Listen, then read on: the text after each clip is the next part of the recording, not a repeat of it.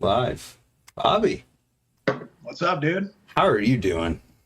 Man, I'm doing pretty good. Life's been a little chaotic. As you know, I just finished hiking the trail, so still kind of processing that. But yeah, things are a little chaotic, with the hurricane and whatnot going down in North Carolina. My Hmm. sister, lived through that, and luckily none of her personal belongings were too damaged or anything. But yeah, just kind of her life's kind of been a little uprooted. So just been kind of assisting her with that. And so literally right after I finished the trail, it was just kind of hectic family drama stuff. So, but no time like the present. So I figured I might as well talk to Brant more. Ah, well, it was convenient of that hurricane to wait until you were done at least. Oh, absolutely. Yeah, I would have been stressing out there because, yeah, I couldn't imagine trying to finish up knowing that she's underwater and whatnot. Yeah. How are your legs feeling? Man, believe it or not, they feel pretty good. I think your body adjusts when you go for that long of a walk. So there's little random aches and pains, and like I'll wake up in the morning and it's like, man, my ankle hurts really bad. But you just kind of move around, and it feels like after you go riding or something. But my legs are honestly sore right now because I went for a run the other day just to see if I still know how to run, and and that made me more sore than the trail at the end. So How funny. yeah. So, what is this trail? Well, this trail, the one that I just completed, is the Continental Divide Trail. It's a 3,100-mile trail that goes from Mexico to Canada through 5 states. Starts in New Mexico. At least that's where I started. You can start, at the north end or south end, wherever you want to go. But I started at the bottom. And so, yeah, New Mexico, Colorado, Wyoming, Idaho, and Montana, just through those 5 states. And yeah, it's a hiking trail. It's a national scenic trail. There's 11 national scenic trails total in the United States, and this is one of them. And it's considered one of the big three of the triple crown of long distance hiking. So yeah. 3,100 miles. Like 3,100, and you walked all of it. Well, I have a continuous footpath, and I did walk from Mexico to Canada. The official route of the Continental Divide is actually a little less than 3,100 miles. And then there's so many alternate routes. So I would have to calculate my exact mileage, but no, it's not 3,100 on the nose. That's just kind of the official number that the trail organization gives. But I'm probably closer to like 2,700. But either way, it's a continuous footpath from Mexico to Canada on the Continental Divide. But the trail is constantly changing, and there's all sorts of alternate routes people take. Like this is like a trail full of freedom. Like you don't have to stick to one set path. So Okay. really, everyone out there's hike is different. But yes, I did walk the whole thing. It's just not the official red line the whole time. There's a lot of side quests and adventures to take. What's a few hundred miles when you're walking from Mexico to freaking Canada, right? like, Yeah. like what? Yeah. Yeah. And though I don't really value the like official route nearly as much as I value the continuous footpath. Mm, For some people that doesn't even matter to them. Like if they have to skip around a fire closure or something, but like even for example, on this trail, there was, I think about 4 fire closures throughout the trail. And I opted to walk like on the highway around them mm. just because I didn't want to miss the continuous footpath because I just put value on that for some reason, whether it's ego or what, I don't know, but I just really wanted to actually walk the whole way. I mean, it's kind of like putting a turn down that's not all the way clicked in a video, Yeah. you know? Yeah. I wanted it clicked for sure. Which Yeah. it makes sense. It makes sense that a BMX rider would have that mindset. Yeah. Absolutely. So why did you decide you wanted to walk from Mexico to Canada? Well, for many reasons, but really it's a story that starts much earlier than just this trail in particular. Okay. Um, yeah, I've already hiked 3 other national scenic trails. So now I've completed 4 out of the 11 national scenic trails. So I've done the Appalachian Trail, which goes from Georgia to Maine for 2,200 miles. I've done the Pacific Crest Trail, which also goes from Mexico to Canada, but that's on the West Coast. And that's 2,600 miles approximately.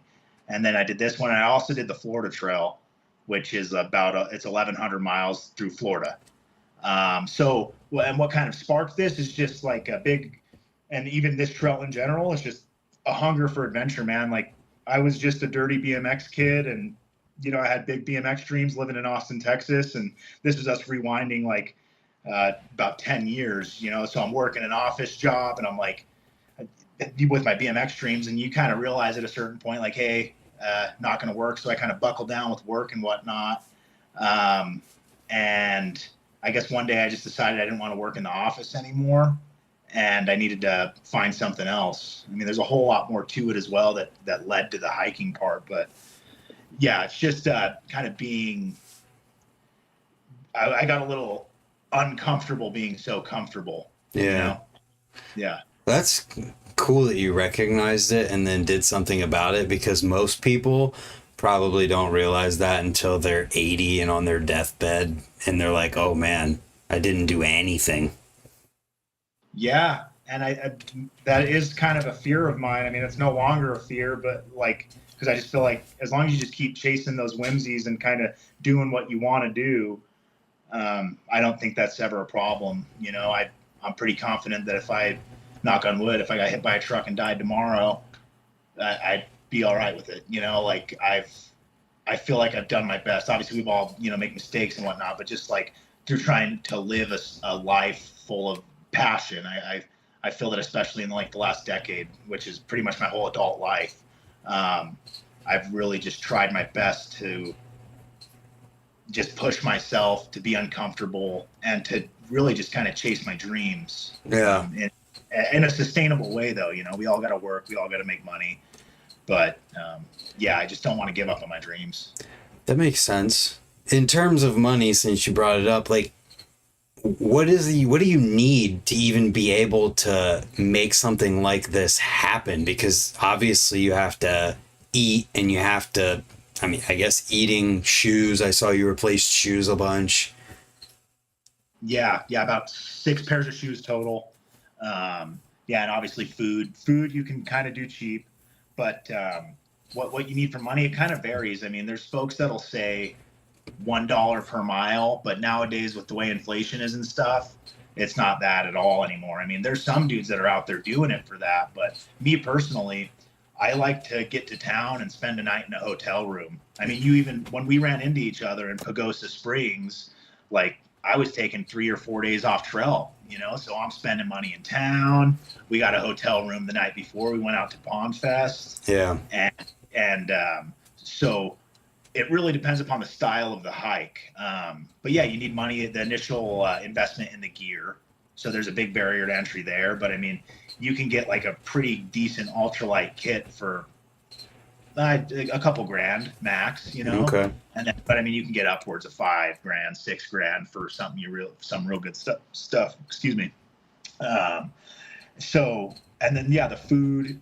Sometimes you're eating, just top ramen and tuna packets and just junk food. So, in some places it's not so expensive, and other places they kind of price gouge, or they're just like you're in a food desert. There's not much food and everything's expensive. Or sometimes it seems like they know the hikers are coming through, so they upcharge everything. So, but just like ballpark, I mean, say if you tomorrow decided, hey, I'm going to go hike the Continental Divide Trail, I think someone with limited experience and just that knows how to budget, you can pull it off for like $5,000. Wow. Yeah, but I mean, dude, I don't even want to look at the numbers, because I just kind of did this as like, who cares, dude? I got my time off work. Like, I might have dropped close to $10,000 on this hike. Like, and then even more, like, and that's including gear, I'd say, but like, maybe even more. I'll have to really look at the numbers. I'm just kind of scared too, but I didn't really care about spending money, because I saved up enough to be comfortable. I wanted hotels sometimes, and Well, I feel like if I was gonna do something like that, I'd be like, I wouldn't want to be forced into doing any one like, oh, I only have this much money, so I have to like sleep outside for this many days, and like I don't have a choice right now, no matter how uncomfortable it is. Like, just having Yeah. a little bit of flexibility and freedom would probably keep you mentally there longer too. Oh yeah, dude. Like this is definitely the biggest budget I've had on any of my through hikes. And yeah, it was so comfortable. I didn't have to stress about it because I saved up. I've been preparing for it for a while and planning. So yeah, if I wanted a hotel, I can get a hotel. But yeah, then you got those, 20-year-old kids that saved up $2,000 and they're doing it too, but they never get to stay in a hotel. They're eating top ramen every night. They don't eat at restaurants. It's like it's pretty Spartan of them to do that. And Wow. that's a little more what it was like back, 10 years ago when I first started hiking. I hiked the Appalachian Trail. I was pretty broke and I just made it work off of like a few $1,000s. And looking back, I have no idea how I did that. Yeah. Yeah. Wow, that's nuts. How many people, I don't know if you'd even know this, but like, are there a lot of people who just have to like quit and get taken home somehow or picked up or whatever? Yeah. Yeah. It's actually really common. Uh, only about, only about 25% of the people that start a lot of these trails finish. Wow. So yeah, like 1 in 4 people are probably getting picked up at some point and going home. Like on this trail that I did in particular, though, it generally attracts people who are more experienced in hiking.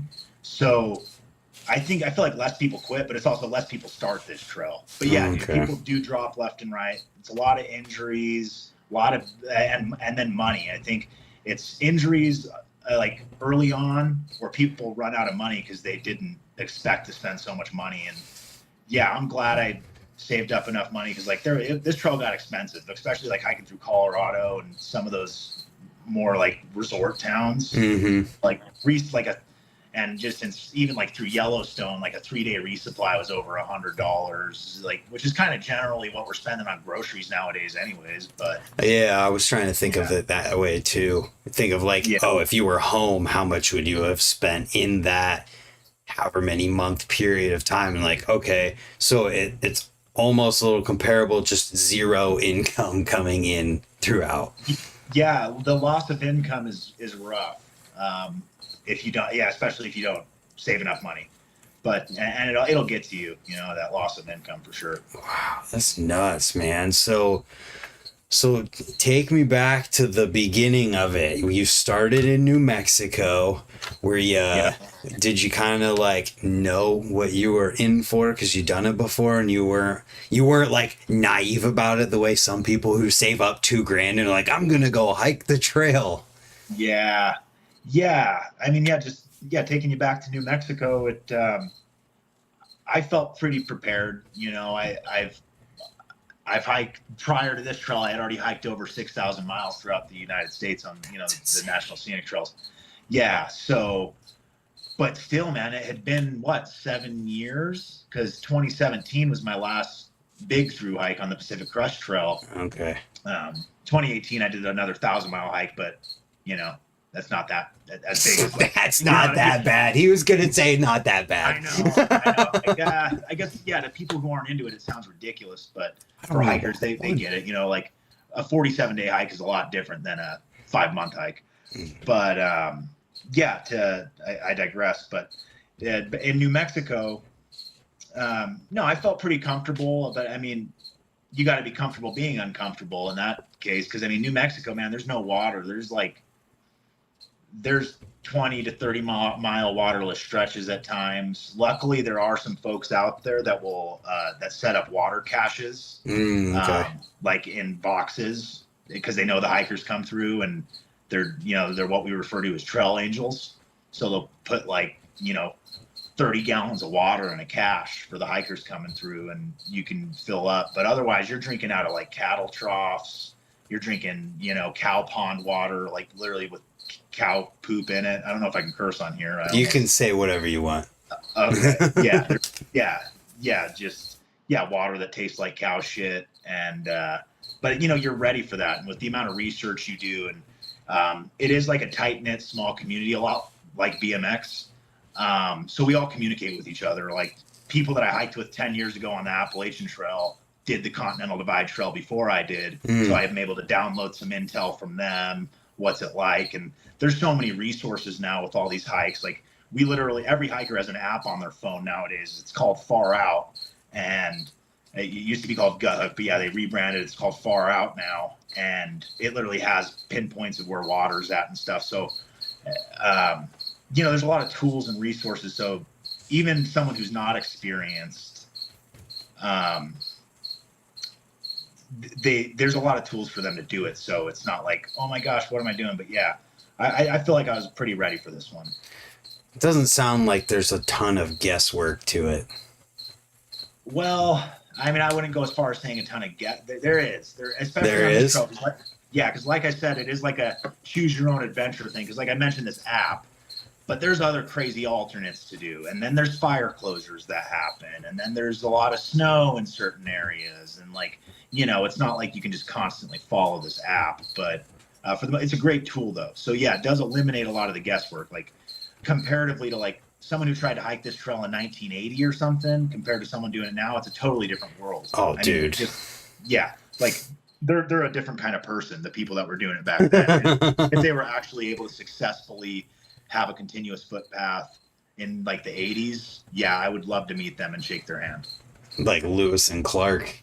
Yeah, pretty much, man. I mean, they're at least using paper maps the whole time, which nowadays you don't even need to carry them. It's definitely recommended, and I have in the past on trails carried paper maps and compass and whatnot, but I didn't even carry it on this trail, which is one of the most remote trails in the U.S. Yeah. It goes through the most remote places in the U.S., but like we have battery banks and stuff to charge our devices. We really are dependent on GPS. I have an SOS device as well that's GPS capable, so there's a bit of redundancy there.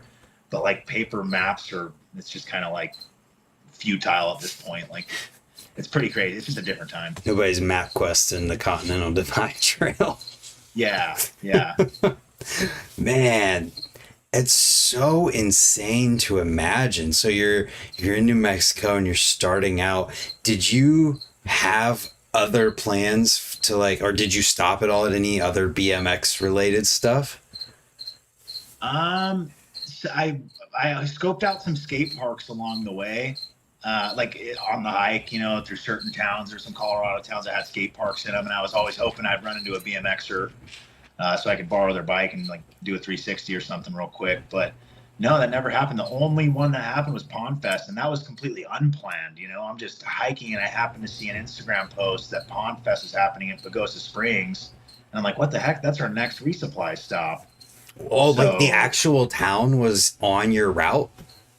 No, well, you don't physically walk through the town. So up higher elevation in the mountains, like close to Muller's property or a little bit further up the highway, there's a pass. I forget the name of the pass. Yeah. But you probably drove over it. But the Continental Divide Trail goes over that pass. So once I got to that pass, that's when I'm pretty much out of food.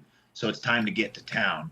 So the way we get to town when we get to those passes is we hitchhike generally, unless we happen to run into someone who knows what we're doing and gives us a ride. But yeah, you hitchhike into town. So I hitchhiked into Pagosa Springs, and the next day was Pond Fest. So wow. It was perfect timing. Insane. Did you go to that Walmart? The Walmart in Pagosa? Yeah. No, okay. I didn't hit the Walmart. Yeah, I don't even remember where we resupplied in Pagosa.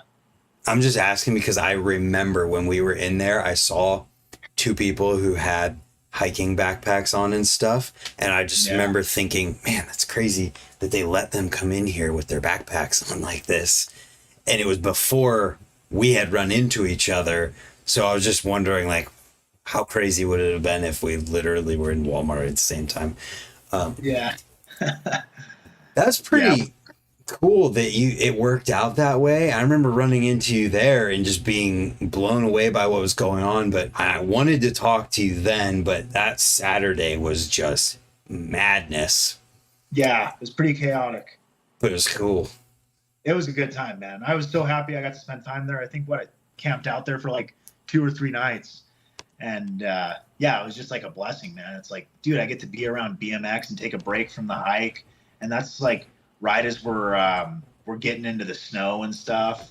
So we got to get out of the snow for a minute and like recoup, because we just if I'm unless I'm out of order, but I'm pretty sure Pagosa Springs is right after we hiked through like the southern San Juans, which is like notoriously bad for the snow. Okay. So there was so much snow remaining that we had just hiked through. So yeah, to be able to go hang out at Pond Fest and be in the warm weather, just jumping a 24-inch bike or 26-inch bike into the pond, it was pretty great. Hell yeah.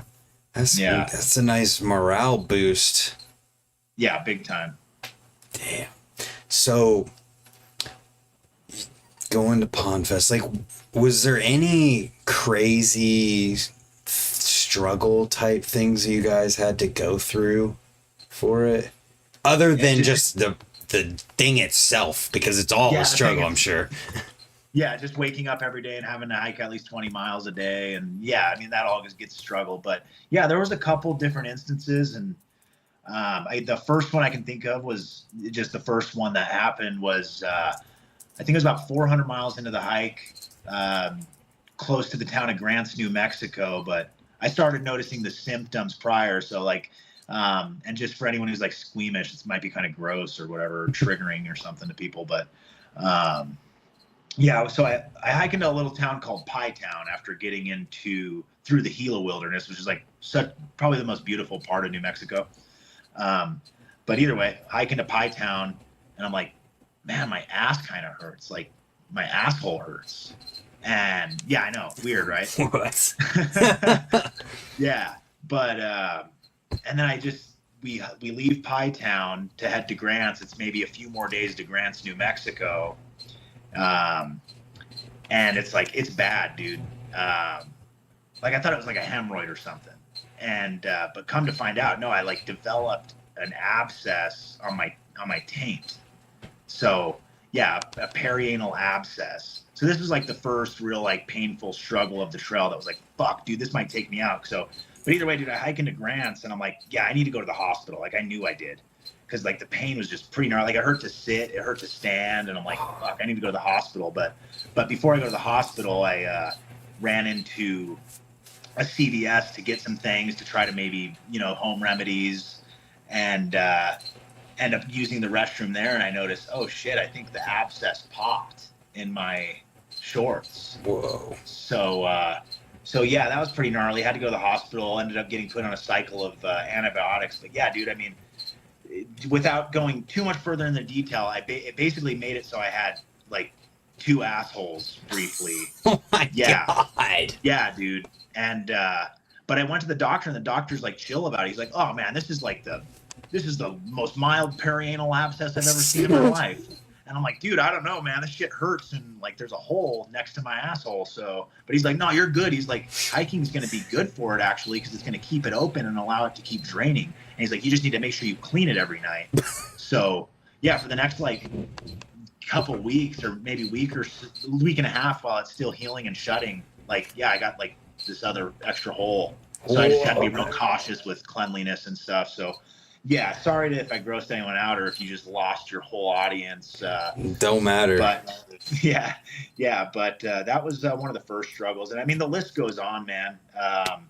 And if you want me to go into one more, another gnarly one was food poisoning. We experienced food poisoning. Oh no! In just south of Yellowstone, and coincidentally, we got sick at the most remote place, one of the most remote places in the United States. Like you can't find it on a map. You can't like Google it. Where's the most remote place in the lower 48 or whatever? And it won't tell you exactly where, but they say it's just right around the Yellowstone area. And it's Two Oceans Pass. It's right in this area of Two Oceans Pass. And so we're somewhere kind of in that general vicinity, most remote place in the world, getting food poisoning.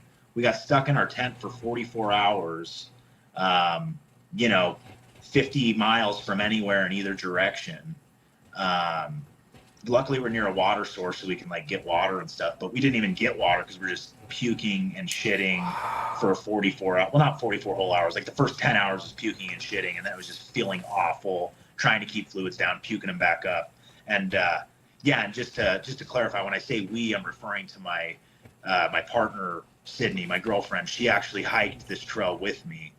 She's not in here right now, but she's a total badass, and she rode this out with me. She was actually the first one to start getting sick this day. It was like right at 10 p.m. We're falling asleep, and she throws up, and I'm like, oh man, I guess she just has a little upset stomach or whatever. And then I start getting the bubble guts, and I'm like, oh, I'm just having sympathy pains, and then I just felt the nausea come. It's coming right up, and I race to my tent zipper. I get it open and just projectile vomit, and then it just continued for hours. And then 44 hours later, we were able to hike away and then have a wonderful hike through Yellowstone. But it was we definitely needed to replenish ourselves with fluids and probiotics and stuff after that one. We were feeling pretty groggy for a little while. It was pretty rough. No kidding. Oh Yeah. my God. Like in those moments, you gotta be like, what are we doing? Yeah, generally, but in that specific moment, it was like there wasn't time for that. It was like, Oh yeah, no kidding. It was like the illness was so gnarly that it was like a fever dream, dude. That 44 hours went by. It seemed like maybe 8 hours, but it was 44 solid hours sitting in that tent, and like we just committed, like we can't hike. Like there's no way we're hiking. We can't move, and it's like we're in a safe place. Well, relatively safe. It's obviously not safe. I mean, it's not safe at all. But like safe for us. There's water nearby. There's also grizzly bears nearby. There's also we had drinking water, and that was the most important thing. We were able to stay hydrated, and we had shelter, so we're good. Dude. Yeah, let's talk a little bit about the animal situation that you guys were walking through. You were literally walking through bear country. That's just what normal. That was what was happening. Yeah. And on this trail, it's a little different than the other ones I've done, because there's grizzly bears, and I'm sure you know the difference. I mean, there's black bears and there's grizzly bears. Both can be aggressive. And both have attacked and killed people. But grizzly bears are just like something out of this world. I mean, soulless monsters if they're going to attack you.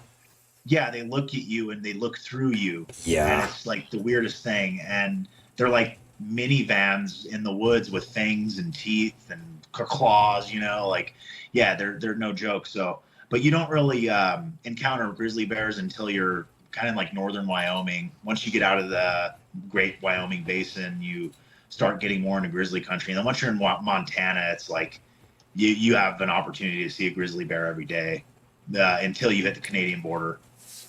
Did you guys see any? Yeah, we saw 10 grizzly bears total, all of which were in the state of Montana, and 9 of which were in the last 2 weeks of us hiking. So wow. Yeah, right. We didn't see that many bears like early on. And like we even hiked through an area called the Bob Marshall Wilderness in Montana, and that place is notorious for having like one of the densest population of grizzly bears in the United States. And apparently, like Glacier National Park sends their problem bears there, and like other places are known to do that. They relocate their bears into this wilderness area, but we didn't encounter any there. We didn't see bears until we actually got up into Glacier, and a little bit before Glacier in Montana, we saw a grizzly bear. Were they like far enough away that you weren't worried? Yeah, I was never like totally scared like that. I mean, you see one and it will put the fear of God in you for sure. It doesn't matter if it's 100 feet away or not. But the closest we got, I would say, was about 40 feet, which is very close. But luckily, yeah, I know, right? But that one luckily was downhill from us. But it was a mom and a cub, which is like the most dangerous worse. combo. Yeah, I know. So it's a mom and a cub, but they're downhill from us on the trail. So they're about 40 feet. And the moment we round the corner, I just see leaves and stuff breaking and the brush moving. And I was like, oh, there's a grizzly bear down there. And I, yell, hey, bear. And sure enough, mom and the baby pop out, and they were moving away from us. So By the time we made eye contact, they were about 150 feet away, and they proceeded to move away from us. So none of them like got aggressive, luckily, with us. Yeah. But there was a mom and a cub once more in like a huckleberry patch that we ran into, and they weren't moving, and they were about 20 feet from the trail, but about 100 or so feet from us when we bent around a corner, and I see the grizzly bears, and Sydney's hiking right behind me, and I'm like, oh shit, there's grizzly bears. And we take a little step back. You don't want to run away from them. That's the last thing you do. But you can take a little step back, get your bear spray out, get ready. But they were unfazed, so we literally had to add like an extra bonus mile off trail onto our hike. Because like we tried for a while, we were making noise, yelling, doing everything. And these bears just weren't moving because like they're in this one like oasis of huckleberries that they have, and they're all just eating like crazy because they're trying to hibernate soon. So yeah, we ended up hiking below the trail through like a scree field, which is like a bunch of loose rock and like ankle breaking stuff. So we just real slow below them, and the whole time like Sydney and I are making sure we got eyes on the bears. Because we don't know, and I was pretty confident they wouldn't be able to run downhill at us through this gnarly field of rocks that would probably break their legs too. So, But yeah, we're just like tiptoeing through these rocks, watching them above us. And yeah, luckily they were chill. And then it's funny, right when we got back above them, they ran right back down, and they ran to where we were at, like where we went around them at. So, those dicks. Yeah, I know, right? They should have just moved out of the way earlier, but they just wanted their huckleberries. I can't even believe they wouldn't just move for people. Like, God. Yeah. That is... I can't even imagine. Like, trying to think about being in that scenario. As all you had was bear spray? Yeah, that's correct. And I mean, yeah, so all we have is bear spray. And pocket knives, but that's not going to do anything. I mean, imagine, honestly, like, yeah, like, no, nothing at all. I mean, bear spray, it's a deterrent. You spray the bear and you hope it goes away. Yep. And generally they will, but usually they'll come back. Like, that's kind of a rule of thumb. Like, you still got to get out of there. Like, if you spray a bear in your camp, you should leave. You should still leave. But yeah, bear spray, no gun or anything. There was times that I probably would have felt more comfortable with the firearm on me, but it's like, dude, in order to take down a grizzly bear, you need like a 10 millimeter or something. I don't know if you're familiar with guns at all, but like, you're going to need a larger round, and to hike thousands of miles with a 10 millimeter on me, like, is it going to happen? I could always like have tried to pick one up in grizzly country, but it's like just logistically and legally, especially entering national parks and things like that. Like, like there's certain laws, like you can't, and it's certain buildings you go into. And it's like you mentioned with those folks in Walmart with their backpacks on, like, I'm not going to leave my backpack unattended. Hell Certainly no. not if there's a gun in it. You know what I mean? Like, so, yeah, I know of some folks who have carried firearms on trail, and they've never used them, luckily. But it's like, it is one of those things, like there were times it's like, I would have maybe slept better if I had a gun on me. Yeah. But because the bear spray, it's like, what do you do if a bear comes to you when you're in your tent and you got your bear spray? You got to open the mesh up, spray it in the face. Like, at least with a gun, you can just shoot a hole through your tent and hit the bear. Oh man, that is... Yeah.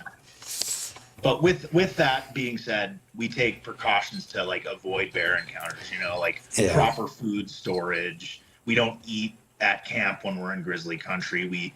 Most nights we would eat like a mile away from where we were sleeping. So yeah, just don't do things to attract the bears. And also, you don't want to spook a bear ever. So we're loud. We were making noise. Like, a lot of the trail, I would listen to music, like through New Mexico. I'd throw headphones in.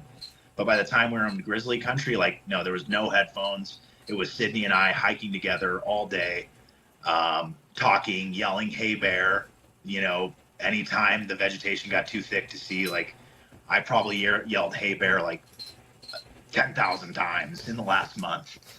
You have to, right? I mean, yeah, because you never want to be in that position where you're like, well, I wish I would have.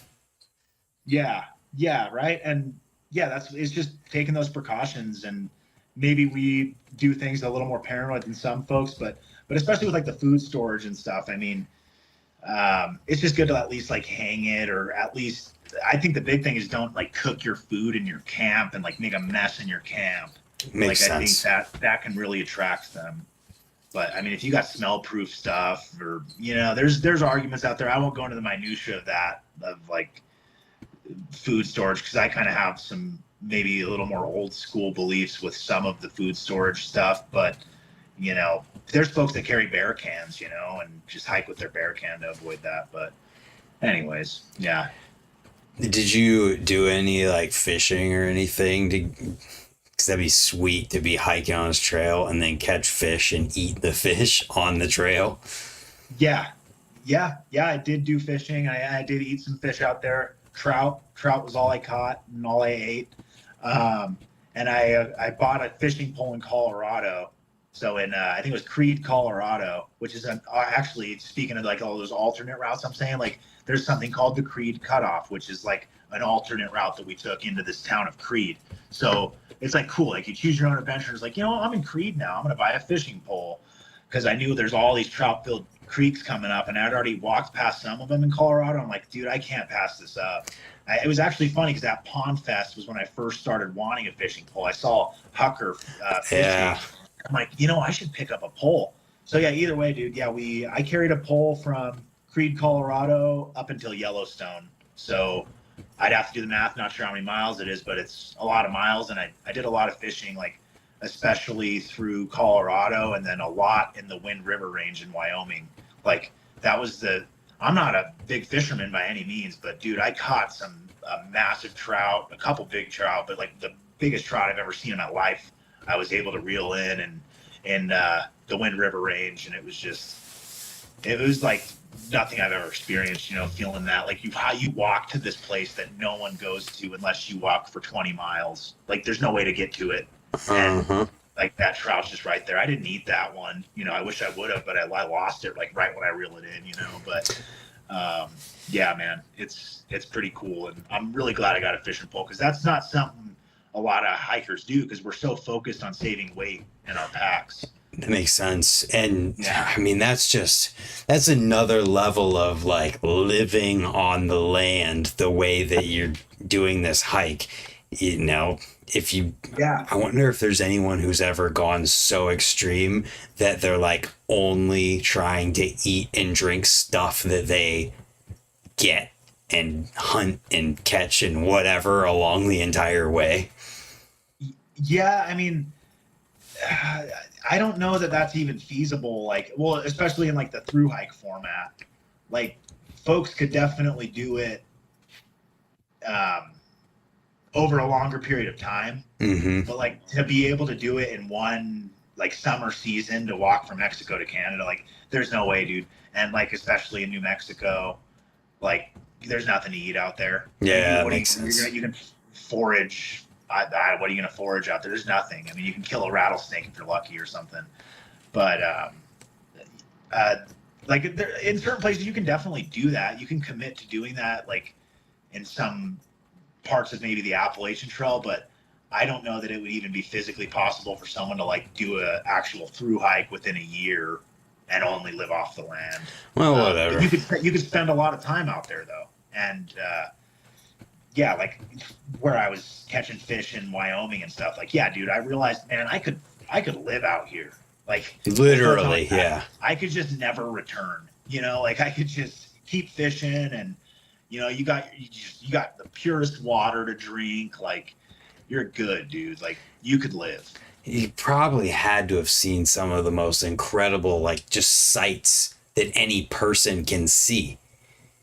Yeah, man. I'd imagine so, and especially on this trail, like all the trails that I've done and hiking I've done, like there's so much beauty. But on the Continental Divide Trail, like yeah, I was exposed to some of the most magnificent beauty ever, and it's like just so diverse. You're in this dry desert at the Mexican border, like, and then you slowly get into the Gila River where it's like wet, and then it's just like bam, smack, you're back in the desert again. And then Colorado, snowy, beautiful, snow-capped mountains up above 14,000 feet. And then you end up working your way into Wyoming. You're in lush, beautiful forests, and then you're seeing Yellowstone, beautiful geysers. You're hiking through the Great Wyoming Basin, which is basically a desert again, and just like a little higher up, I suppose. And then, then you get into the Wind River Range, which is where I was talking about, where I caught all these fish, and like that's like a cathedral, dude. Like it's like a religious. It's true. I had a religious experience, man. I didn't like grow up this super religious dude or anything. I mean, you can ask folks who know me, grew up with me. Like I was probably quite the opposite. You know how BMX is, like all punk rock and like hell Satan and stuff like that, man. But like how little devil, like yeah, exactly, little devil, gay for Satan, mutiny, things like that. But like. Yeah, dude, it was like quite the religious experience, and not to get preachy or anything, but yeah, dude, like the most magnificent beauty is like, once I got into the Wind River Range and like from there up through Montana and like into Glacier and all that, it was mind blowing. It's like, if there is a God, that is it, dude. Like, I mean, I'm sure many people experience it in other ways, but like, that's where you find it, I feel like, Where you're looking at something and you're like, there's no way that this just happened. Well, yeah, and it's fun in Glacier, in Glacier National Park, it kind of sparked that, because like it's all these beautiful like glacier formed features, but like these, like you see these lines and stuff, and obviously there's I'm not a geologist, so there's obviously some scientific reason why it happens, but it's like there's no way to explain that other than just some supernatural power just trying to make the most beautiful thing ever. And it's like, why do we even perceive these things as beauty? Like that kind of tripped me out a little bit. It's like we're just these like meat bags. Meat bag, these like evolved monkeys or whatever we are, just walking around and we're like, oh, that's so beautiful, and oohing and ahhing. And it's like just the fact that we're capable of appreciating it, and that we're capable of walking to it and appreciating it. It's just like it was I feel very grateful and blessed to be able to have experienced it. I mean, I didn't experience the whole like take your breath away thing that people say until we were in Colorado and we hiked to the top of this peak.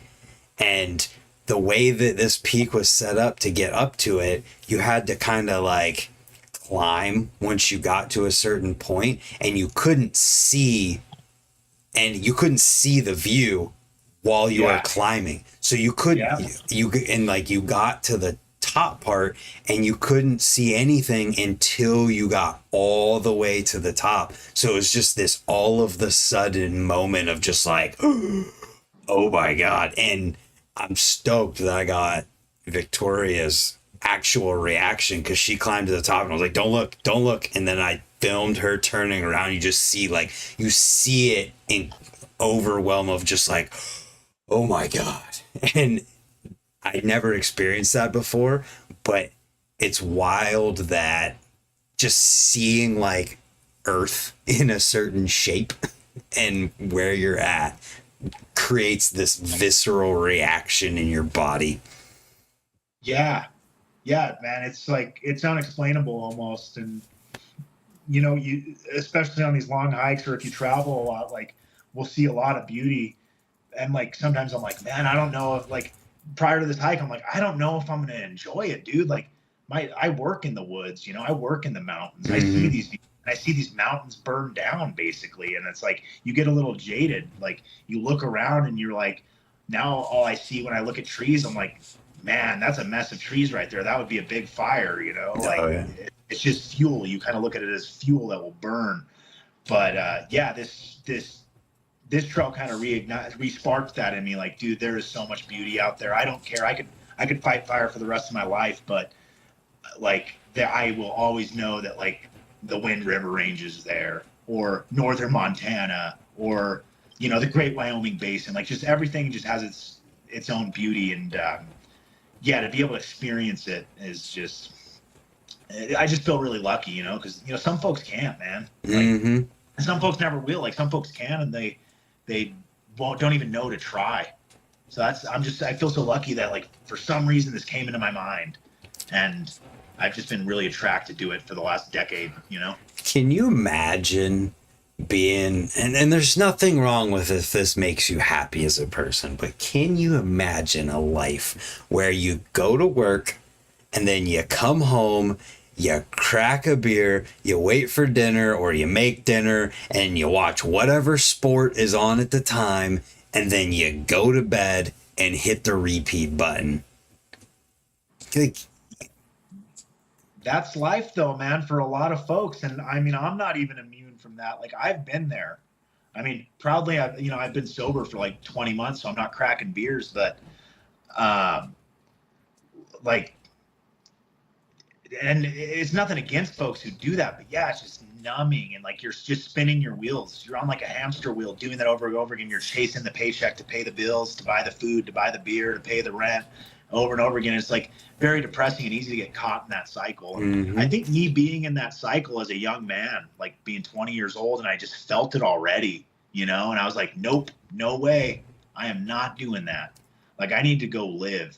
So yeah, I certainly can imagine living that way, but do I want to? And am I going to try my damnedest to not have that be my life? Yes. Like, I mean, I'll still enjoy a TV show, and oh yeah, I'll still enjoy sitting down and relaxing. And I mean, we all got to make money somehow. And if it's a 9 to 5 or what, like, you got to do what you got to do. Luckily I get to work outside. I mean, it's hard work, but yeah, dude, I never want to become that person who's just on that repeat cycle, but I think it's an easy trap to fall into. A trap is the right word. Yeah. I look at it as a trap, and like being able to step away the way that I have for the past 6 or so months, it's like, man, like it is, because you can get out. There's more options. I mean, one of the biggest things that I think holds us back, if it's not our physical health, it's just like monetary stuff. We need money, like bottom line. But it's like, how much do we need? Yeah. Like, and then the problem comes, like, hey man, it gets old. Our bones start to ache, and it gets pretty cold in the wintertime. So you probably want a roof over your head. So like, you got to find a balance somewhere. And I feel like I'm kind of successfully doing that, because I know I can't sustain a lifetime of through hiking and also, have a home with a white picket fence. You got to kind of pick one or the other, or like find a middle ground. And like, that's kind of my goal, is I want to find a middle ground. Like, I know I'm going to have to work hard. I'm going to have to probably work hard for the man. Like, I'm not an actor or however ways people make bunches of money, and like get to chill and do whatever they want, or, vlogging, or influencers nowadays seem like they got it good, but I want to know how to do that. I need to figure out that part. I know, it's like, it's like, is it too late? Like, did we miss that wave?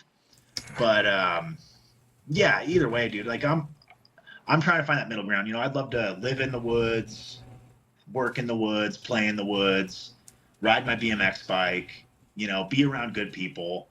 Like, I don't know. I just want like the best of both worlds though, because I also like the amenities that like a city can provide. So I want to be like within an hour of a major city and stuff. So, but I certainly do not want to just spin my wheels and be caught in that trap of like the rat race and working somewhere that I hate for someone that I hate. Who hates you or could care less if you disappear tomorrow. Yep. Yeah. I just want to live a life of like, passion, just being passionate about what I do. And I feel very fortunate that I found things that I'm passionate about. So, and it seems like you've done the same, man. I mean, yeah, it seems like you're doing some cool stuff. Yeah. I really respect that. Thank you. I kind of shaped my life around BMX and made my job life the same, to where it's freedom. But just to close on, because I feel like sometimes I say those things about like, oh, going to work and going home, and there's a lot of people who might be like, oh, okay, that's me. Yeah. I'm like, the way I look at it is like, if that makes you happy, I'm jealous, because if that's the level that you need to be happy in life, I'm stoked for you. And I'm also jealous because it would not make me happy. And I know how much more is out there than just being content sitting at home and doing nothing but work and be at home. So Yeah. yeah, it, Yeah. I mean, yeah, nothing but respect for, folks who can pull it off if they are happy, but like it is sad to see though when folks are miserable and depressed and stuck in exactly. that same cycle. It's like there are ways out. And like, yeah, if anyone could get anything out of this, if there is a guy listening that's doing the 9 to 5 and he's miserable and depressed, like there are ways out that don't involve like self-destructive things. Like you can take small incremental steps to like better yourself and work on yourself, whether it's like, go for a jog, dude, put those shoes on and go run around the block, and maybe skip the cold beer for a night or two and see how it makes you feel, like, but yeah, different strokes for different folks. And it's like a blessing and a curse. I feel like, cause I can relate, like you couldn't imagine living that way. But like the fact that we've been exposed to an alternate way of living than just the normal 9 to 5 all the time, go home, repeat. Like it's a bit of a curse because I feel like sometimes it's like an easier way to go about things is to just, hey, I'm just going to go work for the man for the next 35 years and collect my retirement that, who knows, as long as the company doesn't go bankrupt year 30 into my career, like maybe I'll get a decent retirement and things like that. Like, Yeah. You have 365 days in a year. If you are miserable, the easiest thing is to just try new stuff till you find whatever it is that makes you happy, and then get obsessed and dive in head first, because there is always a way to figure out how to revolve your life around that thing. yeah, man. Yeah, I'm with you, dude. And like, I don't monetize my hiking and things like that. But, well, I guess I do, dude, because I pretty much hike for work. Oh, Um, yeah. yeah, I'm on a hot shot crew. We hike up in the mountains all the time. And like, we're out for 2 weeks on a camping trip, but, it's hard work. We're putting fires out and stuff. But yeah, like, I hear you with the dive head first into what really attracts you. And yeah, like, I'm not here to preach or anything, but dude, that's what it takes. Like if there's something that really like lights your fire and makes you feel good, whether it's, BMX riding or hiking or whatever it might be, like if you just dive into it and fully commit, like I feel like you will reap the rewards from it, whether that's monetary or just like for your own mental health and your life experience. Cause like, it's not all about money, right? Mm-hmm. Like took a loss of income for the last 5 months, dude, but it required me to, save up money doing a job that I enjoy. And then, yeah, you just got to commit, dive head first. And I feel lucky that I did that. Absolutely. And that's what kills me, is knowing there's a lot of people out there who hate whatever they're doing and just haven't made that leap. So hopefully, hearing you say it, hearing your story and hearing us talk about it right there helps with that. So Yeah. close that chapter. Yeah. What were we about to talk about? What were we on? I think we just went on a tangent. I don't even know, dude. I should be taking notes here. But We're okay. no, I think it was, we were kind of just going through the trail a bit. We were talking about the fishing and the beauty and all that. I remember something that I was going to ask about, because man, you had to have seen some insane night views.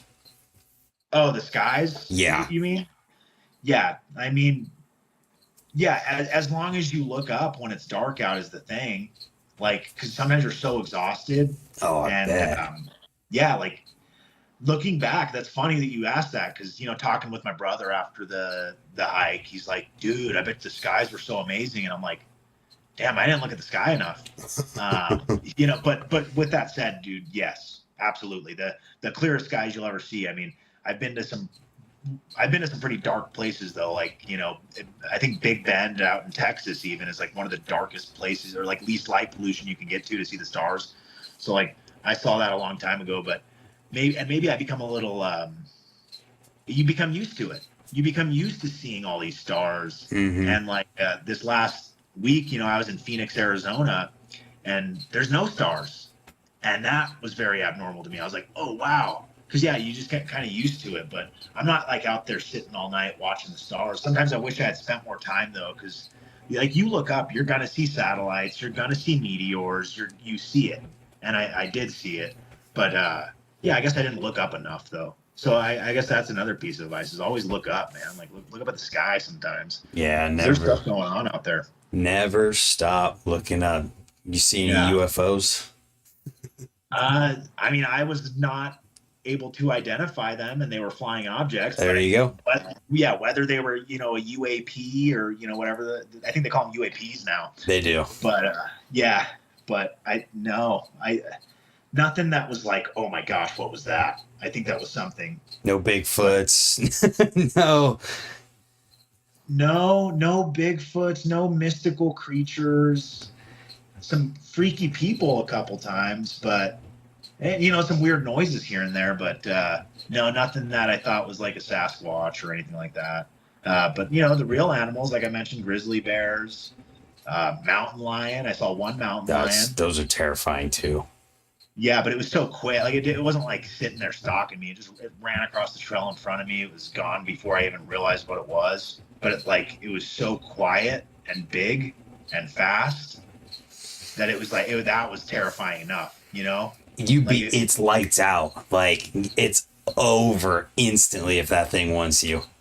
Yeah, and I mean that. Hey, not the worst way to go. I don't think. I mean, hopefully it gets your neck right away and it just takes you out. But yeah, I almost feel like it was taunting me because it was like, I'd say, maximum of like 50 feet in front of me on trail. It darted across the trail, and like it's on a steep slope. It was coming from the uphill side downhill, and I almost felt like it was saying like, "Hey, you could have been right there, and you could have been in my mouth." Because I had just taken a water break, and got up. Took maybe 15 steps, and it just darted right in front of the trail. So it was probably watching me drink my water, and yeah, it was a little disturbing, but also like magnificent. Because I've seen them at night in other regions of the United States, but like in the daytime, it was like whoa, like confirmed. Mm-hmm. And then we see snakes and stuff, but no, man, no mystical creatures or cryptids or anything. It would be cool. I wish I could go home with a story like that, but sometimes I think some of the folks you meet out there, who knows, man, maybe they're like some sort of figment of your imagination. Like just the weird, like the folks you run into that like say something and you never see them again. And it's like, what the heck? Like that was weird. Was it like, real? Yeah. Like, I mean, yeah. I mean, that sounds crazy probably to most folks, but like, yeah, you'll see a guy and he'll say something and kind of get you thinking, and then you never see him again. Dude, that is a fascinating thing to wonder about, and just because it makes sense. I mean, you see that kind of thing in movies all the time where somebody's in this like state of mind and they run into a person and then you find out later that person was never real. But yeah, or they like died at that location 10 years ago or whatever. Yeah, it's pretty interesting, but nothing confirmed, and like it was really it was chill, man. I mean, looking back, because I think I mentioned it, like it's still processing all of it, all the journey and everything I saw, like random things will come to mind and I'm like, whoa, dude, I did that, like that was weird, or that was amazing. But yeah, dude, it's just a really long walk and you do encounter some weird things. I think the weirdest things are the people, though. Really. I mean, yeah. Yeah. So there is a good thing that somebody brought up here, asking about your footwear and stuff, and just asking if you had any trouble with gear along the way. Oh, that's a good question. For trouble with gear, nothing that was like super out of the normal, because I mean this wear and tear, it's like I'm having a BMX bike, dude. You're gonna break shit. Yeah. Like, but my shoes, and it's funny because like I put hundreds of miles on each pair of shoes, and I'm like, and they kind of blow out, and I'm like, damn it, dude, these shoes suck. But the reality is, like, dude, I'm getting like 400 miles out of each pair of shoes. By the end of the trail, I was on my 6th pair of shoes, and I probably could have stretched at least a couple pairs a little further than I did, but like you don't want to because your feet start to hurt and stuff. But yeah, so like I had some trouble with my shoes, but I just really trust that shoe to not cause injuries for me because I've put thousands of miles on that same type of shoe. I'm not sponsored by them or anything, but I'll just tell the folks they're called Ultra Lone Peaks. That's running shoe company. I don't wear boots. No through hikers wear boots really at this point. But other than that, with gear, the gear that we carry that I carry is super lightweight, so a lot of it's super fragile. It's like it's like I'm like somewhere in between like, a trail rider with like a like an S&M Challenger stem and then like a titanium spoke guy on with my backpacking gear, just using a BMX analogy. So some of my gear is super lightweight and like frail. Like my tent, I remember one night my fingernails had gotten a little long and I like just put my arms behind my back to stretch and my fingernail literally goes through my tent. Oh, like so, but I carry tape just specifically for that tent because it's this super thin material, like thinner than paper, dude. Like, so that, things like that would happen. I will say my backpack like started kind of disintegrating pretty early on. It made it the whole trail though, but like the inner liner on it, like it just kind of broke apart and got nasty. And but other than that, man, like there was no gear that, unless I'm drawing a blank, that I can think of that was like, dude, why did that break? This is ridiculous. Like that probably, I think it helps that I have experience with like messing other stuff up in the past. Yeah. And like realizing what breaks. Like I know my girlfriend Sydney, like she had trouble with her trekking poles. She broke like 3, and that's because she was hiking with these like super lightweight carbon fiber trekking poles. And even before the trail started, I told her, I was like, those aren't going to last you. Like, because I know, like I've used super lightweight trekking poles and broken them in half, and it's like same thing's going to happen to her. And sure enough, it did. Yeah. But no, other than that, man, I think things held up. Clothing, I guess some clothing kind of blew out, but that's just all to be expected, dude. When you're living in the same shirt for 6 months, like you might go through a couple. My shorts kept blowing out. I think I went through like 4 pairs of shorts by the end of it, which is weird because most other trails I go through like 1 or 2. And then I think I was on my 3rd shirt by the end of it. I mean, it was the same shirt I started with, but a newer one. Mm-hmm. So what's the like bathing situation? Is there a bathing situation? Like, what do you do? Well, like we were talking about, like it kind of depends on finances, dude. Like, I guess you have a hotel room, obviously you can. Yeah, if you want a proper shower, you got to get a hotel, or you meet someone in town.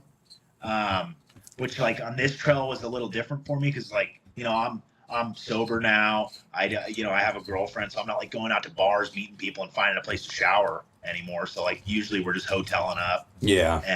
And that's how I would shower. But and we bathe in creeks from time to time and stuff. But usually it's just getting to a town. And like I said, with that budgeting, like we had it in our budget to where we could afford to get a hotel like every week, pretty much. Like once a week, we could get a hotel room and shower up. So I mean, we are stinky though, dude. Like you shower, you do your laundry, you hike out, you're smelly again in like an hour. But like just to at least get that layer of salt and bacteria off of your skin, because otherwise you'll get infections, dude. Like you'll get staph infections, you'll get all sorts of messed up, scary stuff. Like it happens to people.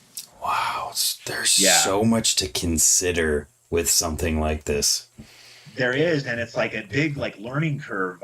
Which I'm fortunate that I've gone through the learning curve. I guess like you got to go through the ringer though, or you got to get a lot of good advice, do a lot of research, learn a lot, and try to avoid some of these mistakes. But I mean, the best way to teach you is to make the mistakes yourself. And I've made a lot of them myself, and I've witnessed people make a lot of these mistakes, and then I turn around on the next month and make the same mistake that person did. So yeah, there's a lot to consider with like hygiene.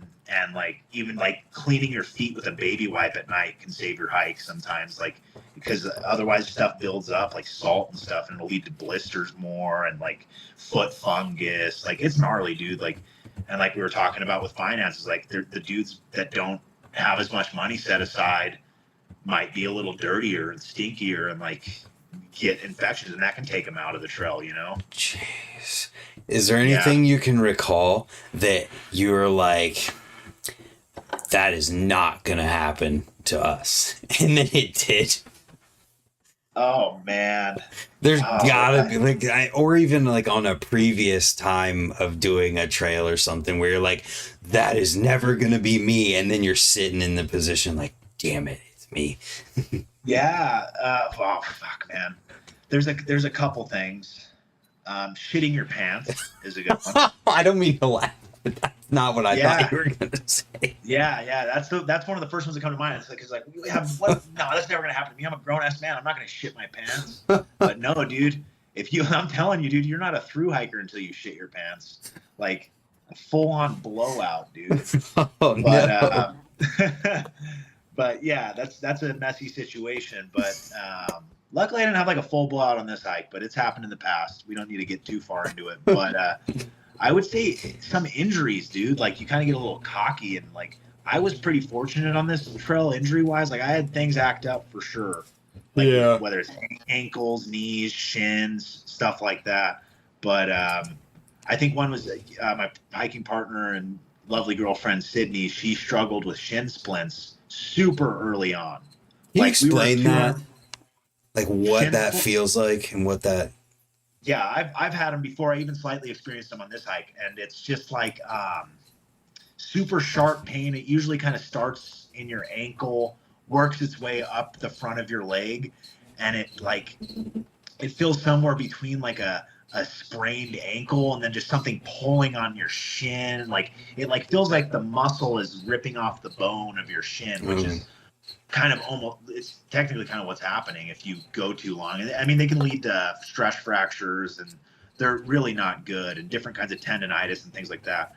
But yeah, like her experiencing that was kind of a shock to both of us, because it's like we were doing good. We would go on runs and train, and I mean, there's no way to really train for a thru hike other than just going on a thru hike, because it's kind of hard to walk 20 miles every day with a backpack on when you're still working. Right. But we would go for runs like every evening to at least get our blood pumping and whatnot. And so it was kind of a shock that an injury happened so quickly, but we were able to mitigate it and get through it and made it work. So was this her first time doing one of these? No, she's also thru hiked the Pacific Crest Trail, which is the one that goes from Mexico to Canada through California, Oregon, and Washington. Okay. I also did that trail. Yeah, and she also has hiked the whole Colorado Trail, which is I think like 500 miles or 250 miles, something like that. Okay. Through the state of Colorado. So that's a good one if you're ever interested in thru hiking. A good place to start is probably the Colorado Trail. I think if I was ever going to do something like that, it would have to be a BMX ride.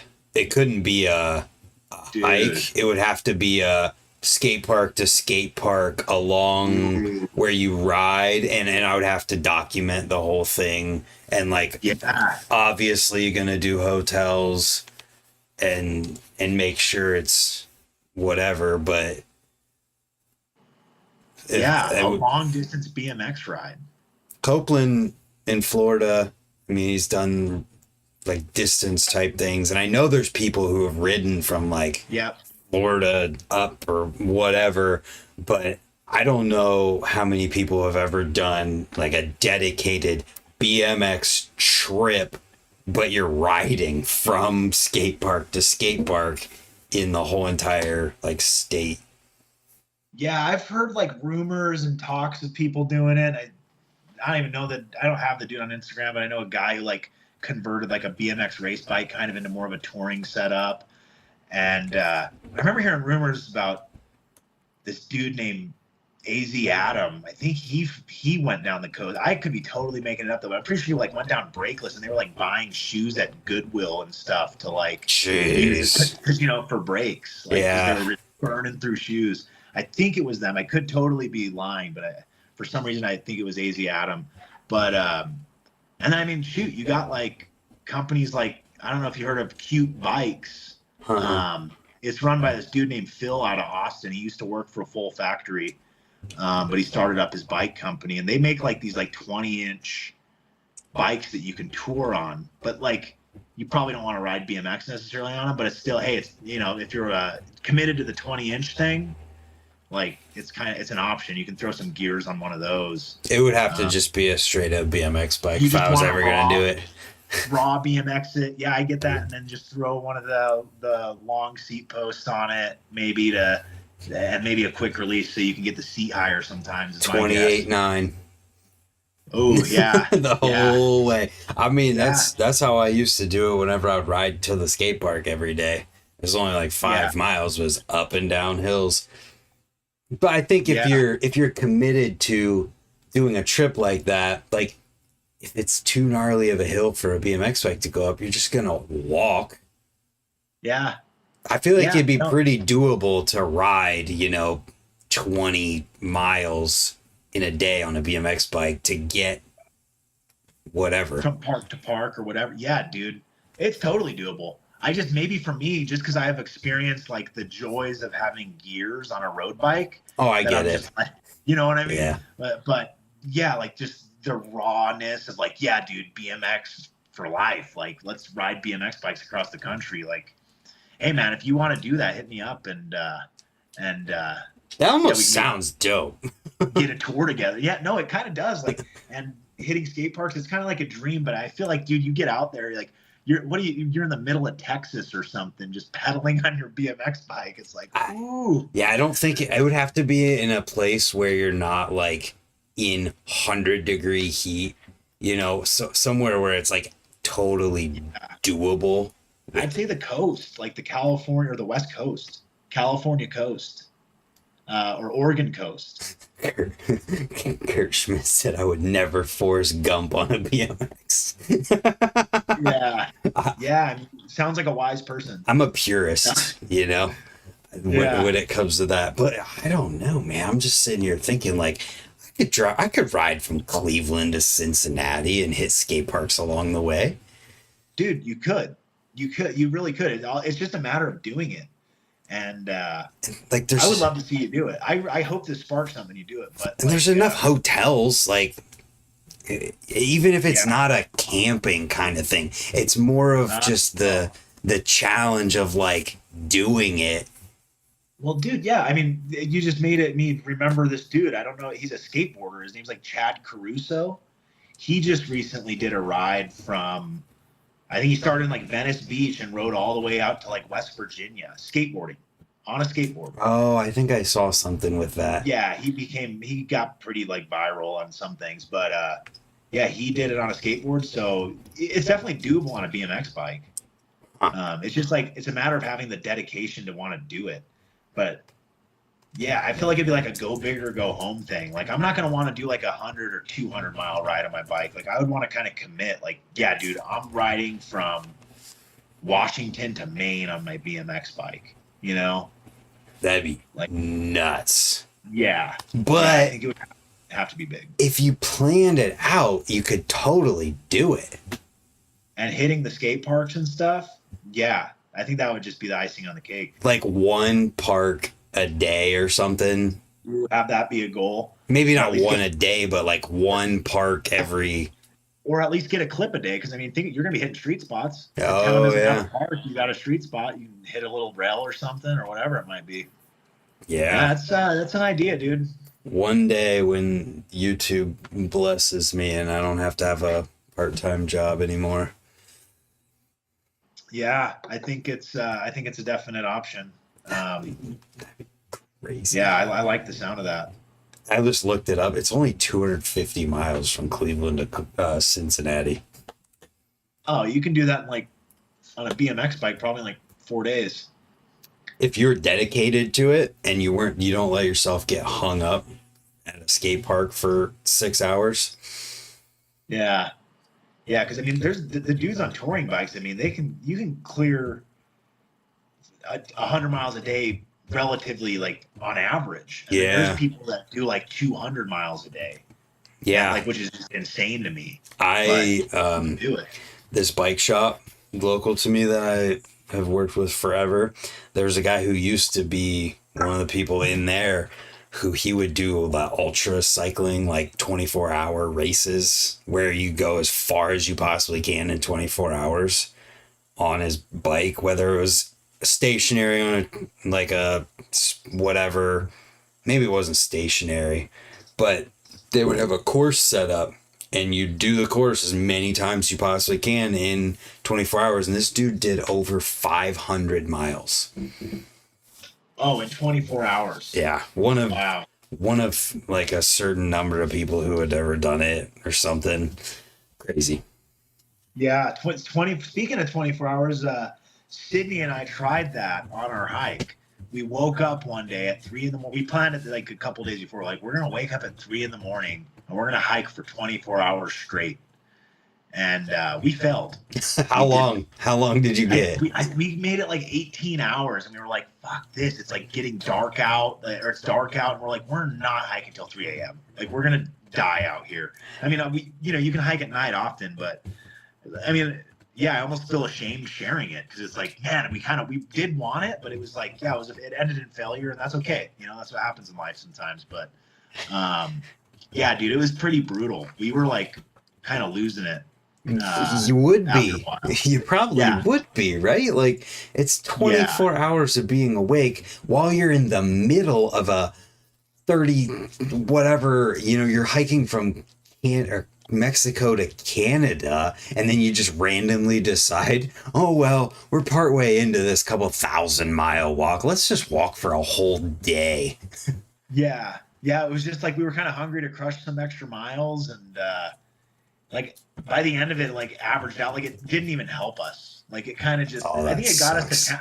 Well, I think it got us to town a day early, so I can't say it didn't help us, but it was a futile effort. We didn't get as many miles. I think we got close to 40 or something in, and it was like 40 miles for that 18 hours. And it's like, we could have just done that if we woke up at a normal time and hiked till late and like felt good. Yeah. But that's badass. 24 hours on a bike too, man. That's wild. Yeah, those guys are nuts. You see yourself, I mean, you said you've done, was it 6 of the 11? No, I've done 4 of the 11. Oh, so you got 7 more. I don't know, dude, because like a lot of people kind of just stop after what I just finished, which is the big 3, Appalachian, Pacific Crest, and this one, Continental Divide Trail, because that I've achieved what's called the Triple Crown of long distance hiking. Okay. Yeah, like less than 1,000 people have done it as of last year. I think it's like 600 people or so have done it ever, which isn't surprising because who would want to do that? But yeah, I mean, I could see myself doing more. I don't know that I'm like retiring from hiking. I could see myself doing some of them again, dude. I could see myself doing all 3 again. I know that sounds ridiculous maybe, but like I would like to do them all 3 again. Am I going to do them next year? Am I going to make it my mission? Like, is it my 5-year plan? No.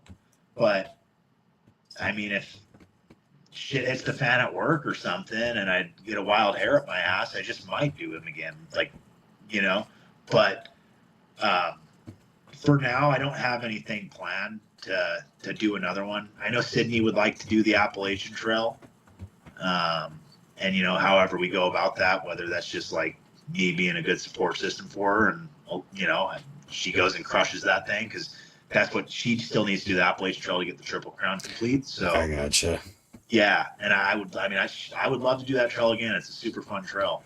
And then for the other, 7 remaining, some of them are definitely in my sights, and I can't really speak too much. 'Cause I'm not like going to call it out. Like, yeah, dude, 2026, I'm going to go hike such and such, because it's like, I don't know, man. After doing this one, like part of me is like, I'm good, dude. Yeah. I don't need I don't feel like I have much to prove to myself right now. And I certainly don't have anything to prove to anyone else. Like, I know what I'm capable of. And if I want to do another one, I can. But I feel like I've really satiated a lot of that thirst that I had. But I'm saying this, 2-3 weeks after I just finished. Mm-hmm. So talk to me again in a year and we'll see how I feel. Like it could change, because you start to miss the trail for sure. A year from now, you're going to be in South America. Like, I'm hiking from the bottom of South America to the top of Canada. Yeah. I mean, all jokes aside, I mean, that kind of stuff is what does appeal to me even more than the other 7 national scenic trails. It's like doing some more international routes and stuff that aren't like some established route, like picking my own adventure. And but I just like the idea of that footpath, Yeah. and just having just an adventure with your backpack, and you just go. You got your gear, you got your water filter, you got what you need to survive on your own, and you just go. So I thought maybe do that internationally. that does exist though, doesn't it? The trail from like the South America all the way up through Mexico. As far as I know, there's not like There's a road. There's not an established footpath, but yes, But there's a road. Because what's his face? There's a BMX rider, Hector Restrepo, who did it on a motorcycle or something like that. Yeah. Okay. Yeah, I mean, I think that puts you like right through like the Darien Gap and stuff, like some pretty gnarly spots down in South America. Yeah, it'd be pretty interesting. Yeah, I couldn't even imagine. Trans-Siberian Trail. Yeah, I think I've heard of this, and that opens up the door too to like cycling, because yeah, I'd like to do more hikes, but I think what really comes onto my radar more now than even previously is bike ride, like riding bikes long distance, and I'm not talking like riding a 20-inch BMX bike long distance, like actual touring cycling. Mm-hmm. Yeah, but yeah, I'd like to do some bike trips for sure. I can't even imagine. I have a buddy who's from here who worked at Woodward, and he's in the middle of trying to ride from like the Woodward area to Florida, which I think he's done several times already. Wow. Is he out doing it on a road bike or a BMX bike? A road bike. He's a skateboarder. Okay. I think it's a road bike. I don't know. He's just kind of like, you just randomly see him post like, oh, this is my route. And then he posts where he's at every day. And it's like, holy crap. I feel like I would be sketched out, like talking about the whole Cleveland to Cincinnati thing. I feel like I'd be sketched out by like the people aspect of it, where it's just you on a random road in the middle of the state, whereas anybody can come along and like whatever could happen. And yeah, and like that's like what do they say, like fear is the mind killer, right? Or fear is the dream killer. Like when you get scared of people, and I mean rightfully so, man, there's wild people out there. And I mean especially with cycling, because you're constantly exposed to the road, and you're constantly exposed to other drivers, unless you're like doing gravel riding or gravel touring like on dirt roads. Yeah, but yeah, because I mean, even on this trail walking, dude, when you're running into the people, like, when you're having to do the road walks, those were some of the sketchiest moments. Is when I'm having to walk on the side of the road in Wyoming, and like, just some dude decides to roll coal on you, and like, yeah, it's just gnarly, the traffic and humans. Yeah, I mean, did you have any like those sketchy kind of moments or anything? You're talking with traffic or with like human interpersonal stuff? Both. Yeah. So with traffic, I mean, there was like, you're going through some remote areas. And I think anytime some of those folks see an environmentalist, a hiker. Environmentalist. No, a hiker, they think you're some kind of environmentalist. So they're going to like roll coal on you. I'm sure you know what that is when they shoot the black. Oh, I live in Ohio, man. Like... Okay. Yeah. Right. Okay. Yeah. So, I mean, things like that'll happen. And then like, not on this trail in particular, but like when I hiked through Florida, I had multiple people swerve at me, like into the lane when you're on a road, like just on purpose. Cause you're like, I always walk facing oncoming traffic, and so you can dodge them. So yeah, with traffic, I mean, it's just like a daily thing. If you're walking on the road, it gets sketchy. So you just got to be on high alert at all times and just be ready to jump the guardrail or get out of the road or whatever. You're way smaller than those cars. And then like humans on foot in the woods and stuff. I've definitely ran into a few pretty mentally ill folks, like probably in the process of having like some sort of breakdown or schizophrenic break or something, like literally admitting they're hearing voices and talking about how much they hate their mom and like just weird shit, and talking about how, they know where they're going when they die, and just like weird stuff that you kind of want to keep them away from you. So, And also, as I mentioned, sometimes you got to hitchhike into town. I've ran into, like, during hitches, it's possible to end up in a car with someone kind of sketchy. Like, for example, like a dude wearing like full army dress, like battle dress uniform, camo. And then, like, the more he talks, you realize this dude's not even in the army. Like, Oh no. he's saying he's in the army, but he's saying stuff that's not adding up. And then when you tell him about your job, he also works the same job as you. So it's like, it's like, fuck, I need to get out of this car. And luckily, you get dropped off. So, yeah, just some sketchy moments that you kind of got to weasel your way in and out of. But yeah, I was never too in fear for my life by another human being. The scariest thing would be traffic while doing road walks. So I've been trying to figure out for a long time if there's anything else out there that's like BMX in that it teaches you so much about life in every single aspect and can teach you about like you can end up in career things or the community or just all of the different aspects of it. I kind of feel like this whole hiking thing might be the one of the closest things next to like music, because the danger factor is there for this hiking concept, whereas with music it's not as much. It's interesting. Yeah. Dude, I 100% agree. And like, I've had conversations with this about buddies, and before I even did my first long trail, I remember talking to one of my best friends, Colby. He telling him how, hey man, I'm gonna hike the Appalachian Trail, and he's like, fully supportive, like, hell yeah, you're gonna do it, and you're gonna do that shit first try, dude. Like, like we're talking about it like it's a BMX trip. Yeah, dude, I'm gonna get this shit first try. And yeah, having that BMX mentality definitely helped me.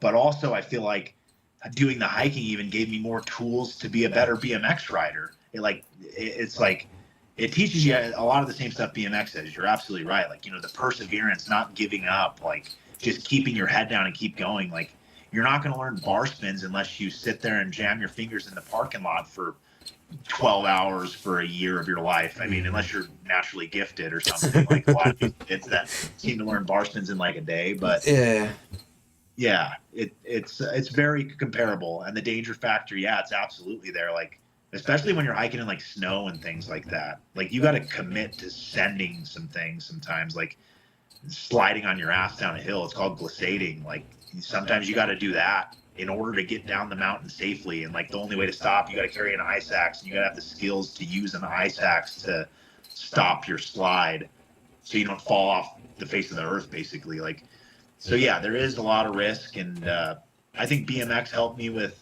hiking, and hiking has helped me with BMX. And they both fill whatever void I try to fill, you know what I mean? Or I don't know if it's even a void that I try to fill with these things, but it's just like this, yeah, it's kind of like a missing piece, or just a necessary thing that we all have. It's why we ride. It's why you do what you do. It's why you do your freaking Fufanu saran wrap to ice pick on a sub box, which, by the way, was insane. I did do that, didn't I? Yeah. So, yeah, like, yeah, it's great, man. It's that where you see, or you think you see a spot, or you think of a trick, and you get that feeling where your body heats up, and in that moment that you are gonna do it, or you're gonna try to do it, because you have to. Yeah. But like, yeah, you don't have to, but you have to.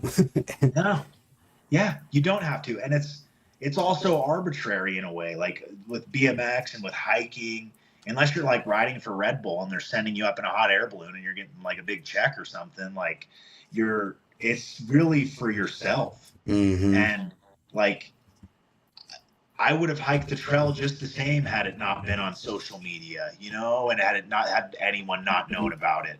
And I would have still touched that monument the same way. And guess what? I would have went to sleep and woke up the next day, and it wouldn't have mattered to really anyone else but myself.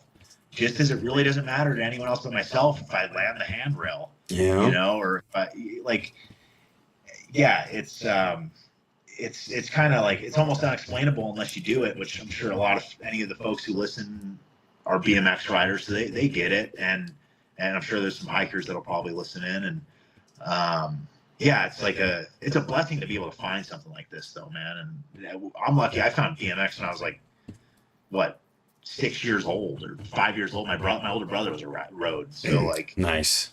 it's just been in my life, my whole life, dude. I'm 30 now. So what is that? 24 years riding BMX. Like, Damn. it's what I do, man. So, and then hiking on top of that has definitely like filled whatever, gap when I wasn't riding. Like I don't miss riding that much when I'm hiking. It's really weird it's because I'm challenging myself and I'm pushing myself.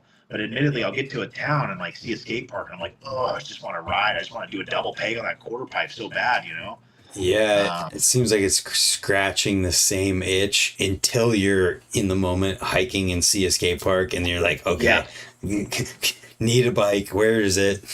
Yeah, but it like reignites that love, dude. Like I picked up my bike from the storage unit I had it in and immediately went to a skate park. And it's like, I feel like I never missed a beat. Like it took me like, maybe like a few tries to remember my manual like balance point and like feel it and get the speed right and not be scared of looping out. But like immediately I'm like manualing around the park, double pegging across the quarter pipes, like just flowing, doing tire slides, like because that's what I care about, dude. If I go to a park, I'm just trying to flow and have fun, jib around. And yeah, to be able to have that, it's awesome. But it's also awesome to hike and not have to miss the BMX riding so much. But obviously, it just still comes along. Like go to Pond Fest, you know. Like I'm not gonna say no to a BMX session, even if I'm walking across the country. Yeah, hell yeah. I find myself wondering. Explain whatever you're feeling, thinking, whenever you see that end obelisk thing for the first time while you guys are walking and it's all of a sudden it's like just there. Oh, dude. Yeah. It's hard to put into words. But you're preparing for it. I mean, you've been walking towards this thing for 5 months, you know? So, I mean, the feelings that you have in that moment are just, they're just so all consuming, you know? And but you're preparing because you know it's coming, you know? We know that we're like a mile from it. We know we're half a mile from it. We know around any bend we're going to see this thing. So the tears have already come, you know, for me at least, like, the emotions have already flooded in like a mile before I got there. And I'm like, and then even like the hours prior, like you know it's coming, you know that it's coming in those last days. And then like, for me personally, like I'm sure some other hikers and stuff can relate, like, and maybe BMX riders with landing hard tricks, but like, it's almost like this like profound, like numbness. You see that, I know that might not be as sexy as it should be, but like, dude, it's just like you see this obelisk, like when you actually see it and you're making contact with it, like it's just like you're numb, like it's like a blackout, dude. Like it's almost like when you're trying to grind a handrail your first time in your life, like you kind of black out, or when you jump a dirt jump for the first time, like you black out almost. And literally, I recall you see the obelisk and I just hit it, you know, like smacked it with my hand, and I'll never forget the feeling on my hand, like of touching it. But before you know it, it's gone, dude. Like you get there, you sit there for a little while, you digest, you hop in Waterton Lakes at the Canadian border, you go for a swim, and then you hike. I had to hike back 30 miles to get to a road. Oh, geez, I didn't realize that. Yeah, so you're like done, but not done. Yeah, we actually touched 2 monuments. We went to the one in Waterton Lakes, and yeah, getting there, dude, like the emotions it was gnarly, dude. And then, you know, we leave, and I chose purposely to hike this 30 miles because you could either go into Canada, get right in a vehicle, head back into the States, and like be done with it. But it's like we got to kind of digest our hike another 30 miles, touch another monument, get to a road, get a ride into Helena, Montana. But it's like, dude, that moment it's over, it's almost like not a good feeling. And that's why I say like it's kind of numb, but you also know it's over. And it's like this thing that you've dedicated so much of your time and energy to like you spend 5 months walking towards this obelisk, and then within a couple hours for most people of touching that obelisk, you're hopping in a vehicle and going 60 miles an hour away from the obelisk that you've spent the last 6 months walking 3 miles an hour towards. So it's like, that's like the arbitrariness of it. You know, there's no leprechaun with a pot of gold saying, good job, you did it. You know, like there's no nothing. It's just you. And it doesn't matter who you are. You can be a doctor, you can be a lawyer, you can be a pro BMX rider, you can be anyone. It's like everyone's the same, like there, you know, and like in the wilderness in general, like that's one thing, like it's kind of hit me when I was in, like seeing those grizzly bears. I was like, this place is like the great equalizer. Like everyone's the same out here. It doesn't matter the color of your skin, your gender, whatever. It really does not matter. Like we are all flesh bags. Like I think you used that word earlier, and like, yeah, it's just very humbling. But I went on a bit of a tangent. I loved it. And hitting that obelisk, dude, it's like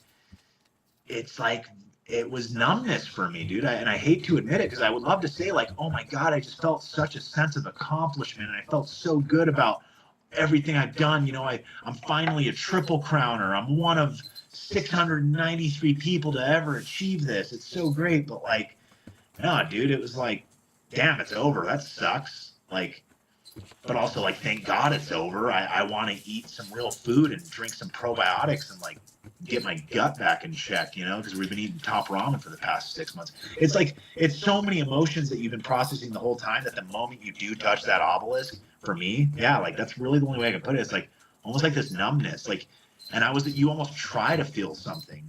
And that's what I'm saying. Like in the miles before, that's where I felt the most emotion when I was waiting to see the obelisk.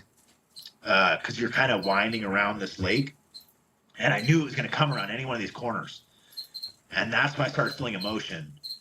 But then the moment I saw it, it was just almost, it all went away, and I just saw this thing, and I like tried to force myself to feel something, and it just kind of wasn't there, which is like super depressing probably to some people, or to anyone really, I guess, because it's like this huge achievement, right? Like on paper, it's great, but yeah, dude, it's very it's hard to feel anything when you're like, when you give your all into it. But like, that's just like a lot of things in life. But I guess that's where it is a little different from BMX, you know, and things like that. Like you can get stoked when you land a freaking cool trick and like be hyped in that exact moment.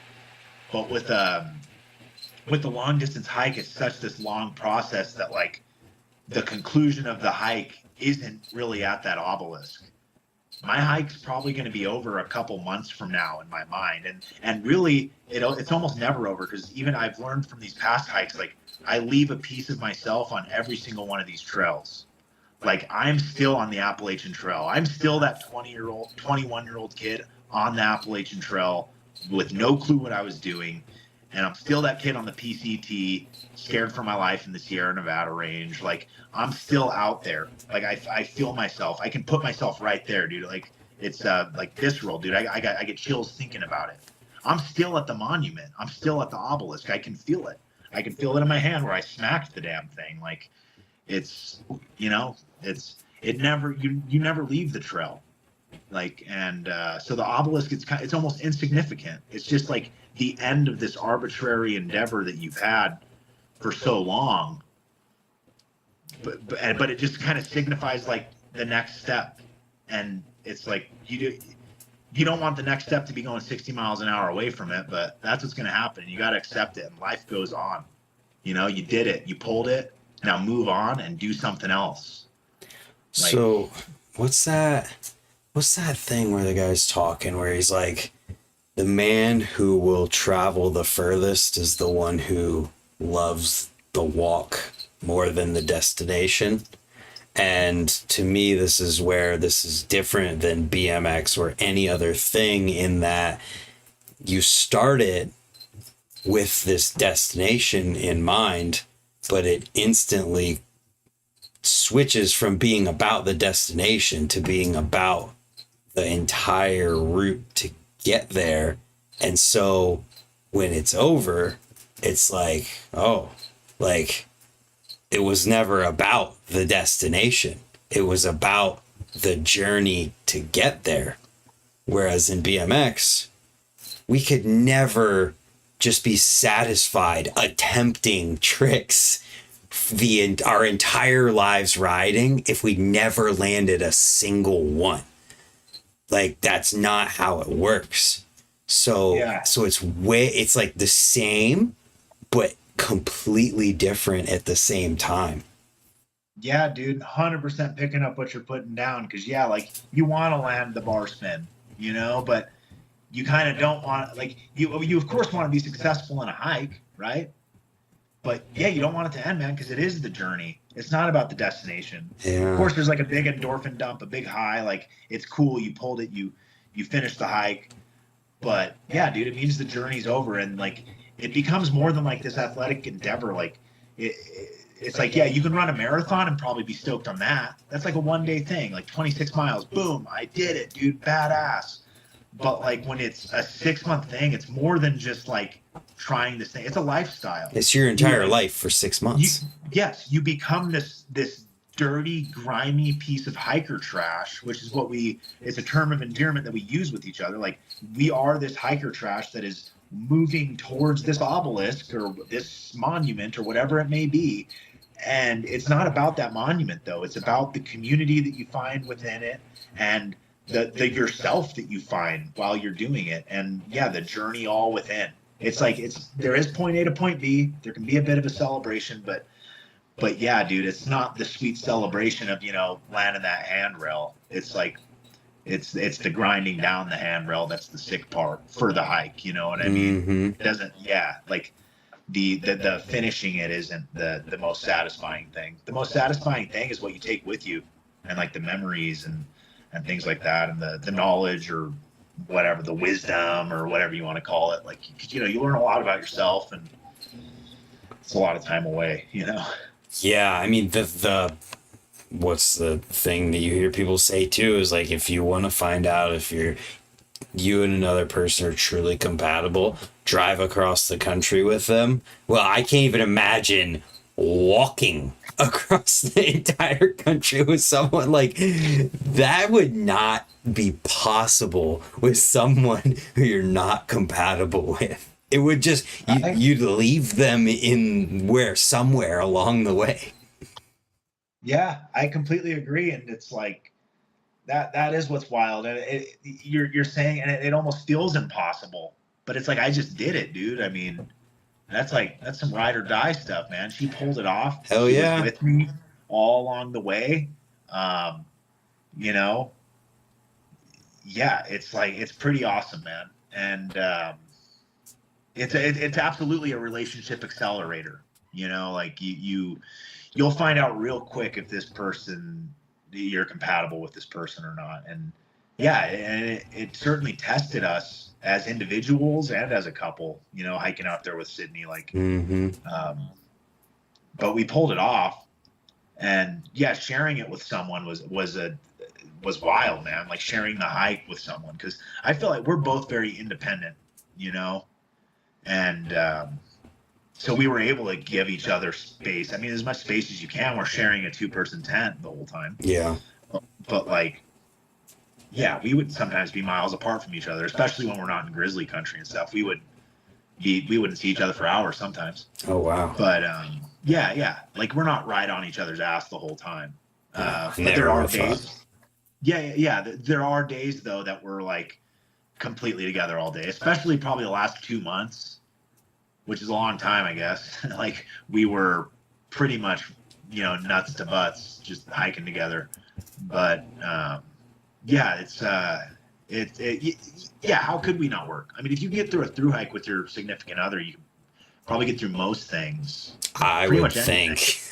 Like, because yeah, a car drive can be rough with someone. Like, I remember one of my best buds, dude. We went on a road trip together, and I feel like that was like the beginning of the end of our friendship. Like, we traveled across the country, and it was like, we just realized, hey, dude, we're not compatible as friends. Like, so so yeah, you got to really be compatible to be able to walk with someone, because you also got to cater to one another's needs on a hike like this. Like there was times I was injured, there's times she's injured or sick or whatever, and both one of us feels good, one of us feels bad, but it's like you got to make compromises and figure it out, and find a way to get through it together. Yeah, it kind of forces you to live life in a way that I feel like most people are trying to get away from living life these days, where it's like, make it as easy as possible, make it as comfortable as possible, make me have the least amount of troubles every single day so that I can just do whatever I want to do and whatever I like to do, and that's it. But everything you're saying is like, no, we're on this journey. We have to do certain things for it to even happen. You just have no choice. Yeah, it forces you to do the hard thing. I mean, that's where you are. I mean, you're essentially a homeless person living out of a pretty expensive backpack and eating top ramen every day with this person, like, farting in the tent together. Like, it's just like, yeah, it's we do. I feel like as a society, or really as a whole, like most normal folks, we do strive to be as comfortable as possible. It's like, get off that shift from work, your loved one gets off that shift from work. Hopefully someone's already getting dinner cooked up, or maybe you'll go out and eat somewhere because no one wants to do dishes type thing. And it's like, and then we can watch Netflix and sit down and chill and, wash, rinse, repeat type thing. And nothing wrong with that. People have plenty of successful relationships, right? And take it to death. But I think it's nice to struggle with your partner. It kind of shows like it makes the little things that we experience in society, or not even little things, but the things you experience in society, whether it's, I don't want to say car trouble, or random little troubles, finance troubles, whatever. It's like, look, we hiked through grizzly country and practically almost died of dysentery. It felt like, like I think we could handle the bills this month, or whatever it might be. You're realizing in real time what actually matters. The things to not get hung up over because they're insignificant. Yeah. And absolutely. You're not sitting there arguing with someone on Facebook because your life is so comfortable that you have the luxury in these moments to be on your phone or computer bitching at someone that you probably never met, never gonna meet, never gonna see in your entire life. No, you gotta walk, and you gotta watch for freaking grizzly bears, because you could actually die if you make a wrong move. Yeah. And it's kind of funny because it's like, we can create conflict intentionally in our lives, like whether it's on Facebook, Twitter, whatever. But like, with that being said, I mean, no one put a gun to our head and said, you need to walk from Mexico to Canada. Like, we also chose the conflict. Mm-hmm. We didn't go into it thinking it was going to be easy. We knew it was probably going to be the hardest thing we'd ever do.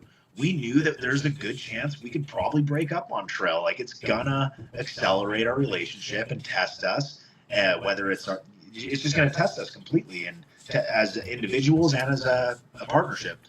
And dude, it's real shit, but we chose to, and that just kind of goes to show how privileged we are, in a sense. We're very true.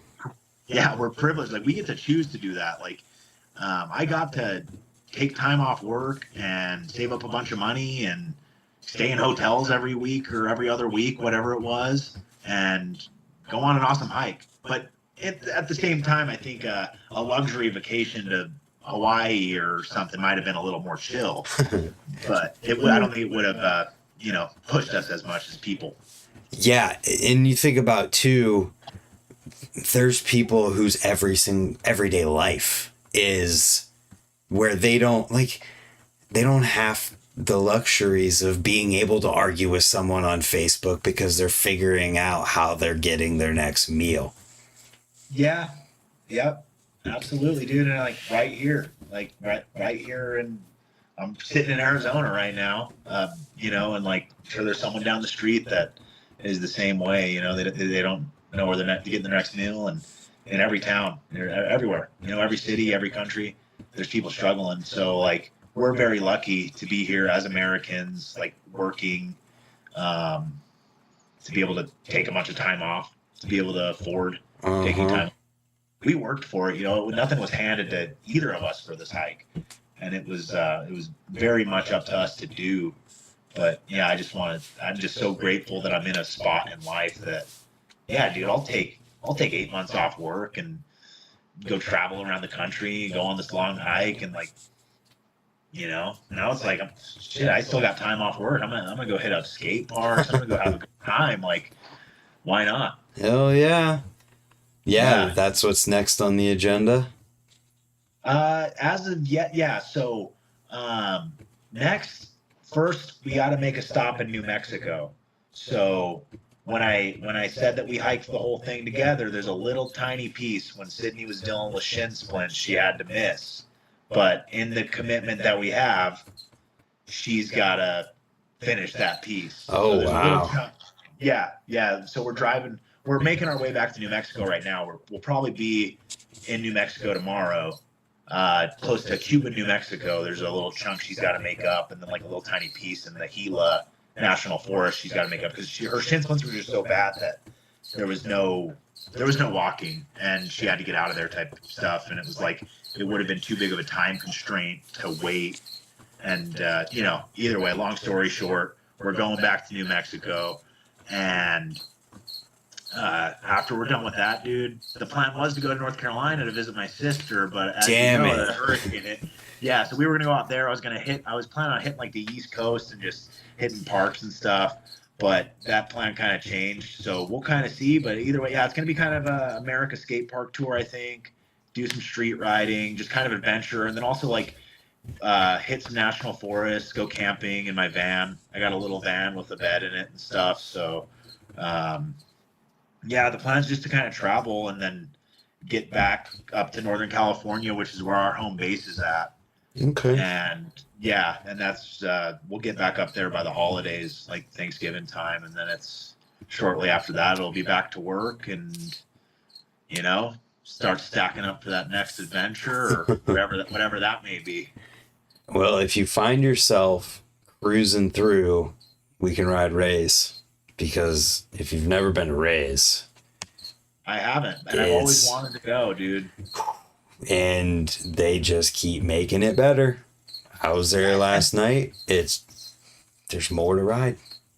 Dude, yeah. And indoor wooden skate parks are like the funnest thing ever, dude. Oh Like, and I yeah. feel like that's where the progression happens. For some reason, for me, like, I didn't grow up with a lot of wooden skate parks, but whenever I went to one, that's when I would learn a new trick or something wild that I never thought I could do. I don't know if it's like you feel like invincible sometimes. Obviously, the ground hurts just the same, but it's like just something about it. Maybe just the energy inside of these buildings where all this progression happens and stuff. But yeah, dude, Rays is a place that I surprisingly have never been. I really haven't spent any time. Rays is in Ohio, right? It's in Cleveland. Yeah, it's in Cleveland. Yeah, so haven't really spent much time in Ohio at all. So, dude, I might as well. If I'm not going to the East Coast, I might as well cruise through Ohio, hit up Rays. I think there's some other indoor parks up there too, like in the Midwest area still, unless they close down. But Yeah, there's options. If, Four Seasons, I think, is up there. Is that so the one, that's or? Milwaukee. Okay. And then there's Ramp Riders in St. Louis, Missouri. Cleveland has Changa 2 as well. There's Mike's Bike Park in Dayton. There's Fort Wayne Indoor in Fort Wayne, Indiana. I think Asylum in Chicago area is still there. So there's quite a bit. There's it used to be called Ohio Dreams, now it's Stoke Run, Yep. which is another one here in Ohio. Yeah, they're still going strong, dude.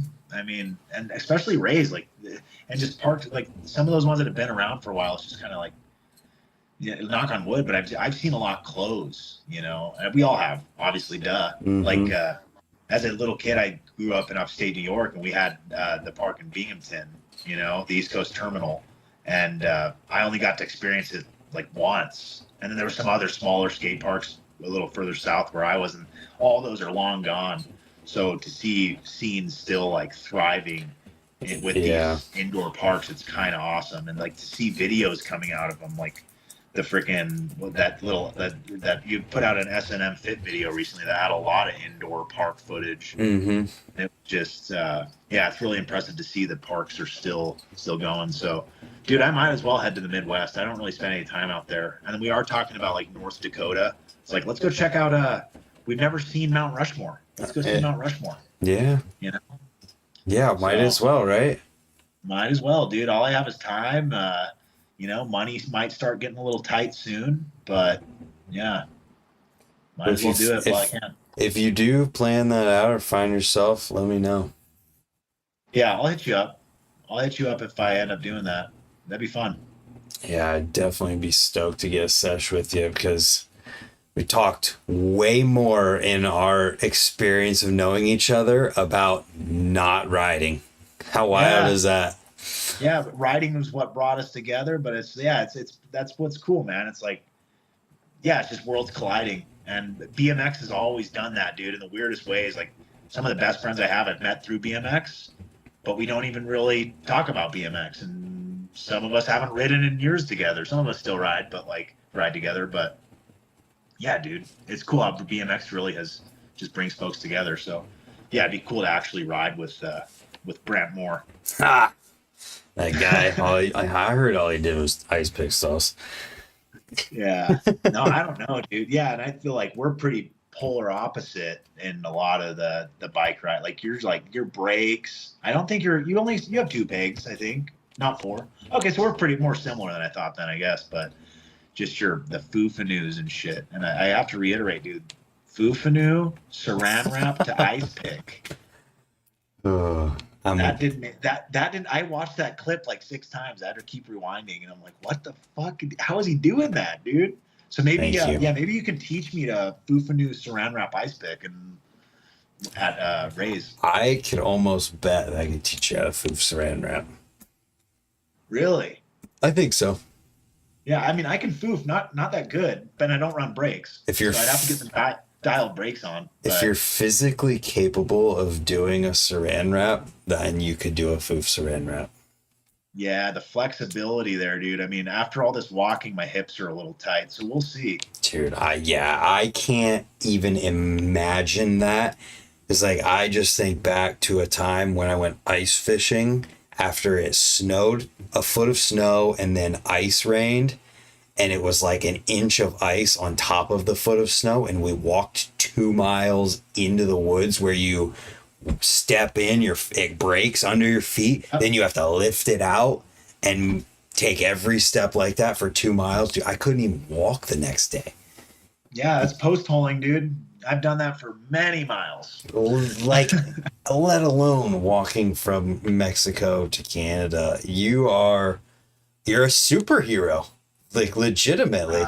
I'm just a dude. Bro, you put out forest fires. Just accept the superhero title. I really appreciate that, and I'm humbled by it. I'll accept it for now. I'll have to sit on it for a little while and let that digest. Don't go around telling people you're a superhero, but if someone else tells you, yeah, I'll just carry myself. I'll continue to carry myself like a superhero and see where that gets me. Yeah, man. So I think if people want to follow along and check out where you were on your adventures, you made a lot of Instagram posts, and I'm going to pull that up now. What is it again? So you can say it while I do it. Yeah, the Instagram is at the Bobby Blaine. That's TheBobbyBlaine. Boom. The Bobby Blaine. On screen currently. So I'll just... Oh, this is why Skype's cool. I can thought I could. It's not showing up. Either way, scrolling through some of your posts on here. Oh, nice, man. I appreciate it. Just beautiful stuff. Yeah, and hopefully as the trail digests, and I feel it a little more. I'll probably trickle out some more of my like favorite photos and maybe share some of my favorite stories. And I did get a lot of footage with my iPhone on the trail, so maybe end up dropping some stuff on YouTube. That would be awesome. Yeah, I'm sure folks could easily find me on YouTube. I do have a bunch of old videos on there and stuff. It's just search Bobby Blaine. You'll probably find my channel there. I don't think there's any special name for it. Yeah, man. So. Hell yeah, man. Well, I appreciate the fact that you were down to jump on here. I really just wanted to like do this not only as a way to like hear the story, but also put it somewhere so that even like you, when 5 years from now, you're like, oh, I can go back and relive some of the moments of like the hearing yourself talk about it and then remembering more. Yeah, that's an honor, dude. And I really appreciate you doing that and having like the foresight and like the work ethic to like actually do it proper. I saw your awesome thumbnail that I know that you doctored up a little. I noticed what you did. You did. I had to though, because it was you had to, dude. And I saw that and I showed my girlfriend and she's like, oh, he's the fucking real deal. And I was like, yeah, he is. And speaking of, you even threw the fundraiser in the link, dude. Like the link to the Wildland Firefighter Foundation, because you can't end it without talking about that. Yeah. I mean, if you want me to just go into it a little bit, like I'll pull up the link while you talk about it. Yeah, man. So the Wildland Firefighter Foundation is a foundation that started in like about 1994, shortly after I believe it was 13 firefighters died. But either way, they just do a lot of great things for the wildland firefighting community as a whole, like, whether it's monetary help or like, they'll help firefighters through life, or like firefighters get sick and they'll help them with money or doctor's bills. And then they'll even help families of fallen firefighters. So, they do a lot for the community. They've impacted people that I know directly. And, on my hike, being that the Continental Divide Trail is 3,100 miles, I just figured, fuck it, I'm a wildland firefighter on a hotshot crew. I might as well try to give back to the boys, that get messed up or their families or whatever when I'm hiking. So I made the $3,100 goal. I got pretty close to it, and the fundraiser is still active for I think another few weeks. So if anyone did want to donate, they could go to the link. I think it's in the bio here. Yep, it is. Thing. It's also in my Instagram bio, and and even if you don't donate through mine, dude, and if someone happens to listen to this that has spare cash sitting around, I know times are tight, but like that wants to help wildland firefighters, like that's a good way to help them, is just go to wildlandfirefighterfoundation.org. You can even do something called Joining the 52 Club. It's $52 a year. And like you get like some cool stickers and keychains and patches, and like your name goes on a list, and you're just helping out firefighters and the families of fallen and injured firefighters. So yeah. And I think we raised probably like $2,500 or something for them so far. So it's pretty sweet. That is awesome. Hopefully anybody who makes it this far can see that, or just checks the description and sees that. One day when YouTube blesses me while you're sitting there talking about it, I would have just been like, do. I don't know what happened. Yeah. Not there yet, but one day. Yeah, dude, it's not one of those things. I don't expect money from anyone I know, but like the amount of generosity we've gotten from people is pretty mind blowing, dude. Like people I don't know that just happen to see the hike and don't even know anything about wildland firefighting, and they just put in some pretty decent sized donations, and it's pretty humbling, and like I'm really grateful, and I'm sure the families and firefighters and whatnot are pretty grateful for that, because it does go to them directly. Like I said, I know people who have gotten monetary help from them that like during really hard times, and that's amazing. It's pretty sweet. Yeah. Awesome, man. Well, I appreciate your time again, and hit me up when we're gonna ride. We have trails. We have trails. Yeah, I'll ride trails, I'll ride street, I really just want to ride race. So yeah, dude, I'll hit you up, man. Hell yeah. Thanks for having me on, dude. I really appreciate it. Yeah. I respect what you're doing in the BMX community and like putting shit out there. Like, and I respect your unique, it seems like you have like a fresh, unique perspective on riding, and I really respect the hell out of it. Like, I know some people might look at the way you ride. I hope you don't take this the wrong way and be like, oh dude, what the heck? He's like got the, why are his bars shaped like that? Or like, why is he doing that? And like, I can't help but to watch you ride. And I'm like, dude, this is BMX. Like, this is freestyle. This dude's the real deal. So yeah, just the fact you hit me up and wanted me on, man, I really do appreciate it. And very humbled by it. And just, yeah, thanks a lot. It was a great chat. Yeah, man. When there's a cool story and no one else is going to talk about it, I want to talk about it. So we did. Yeah, dude. And we're here. Yeah. Yeah. So with that, everybody, have a good night and check Bobby's Instagram out for more pictures and cool insight on the story. Yeah. Oh, yeah.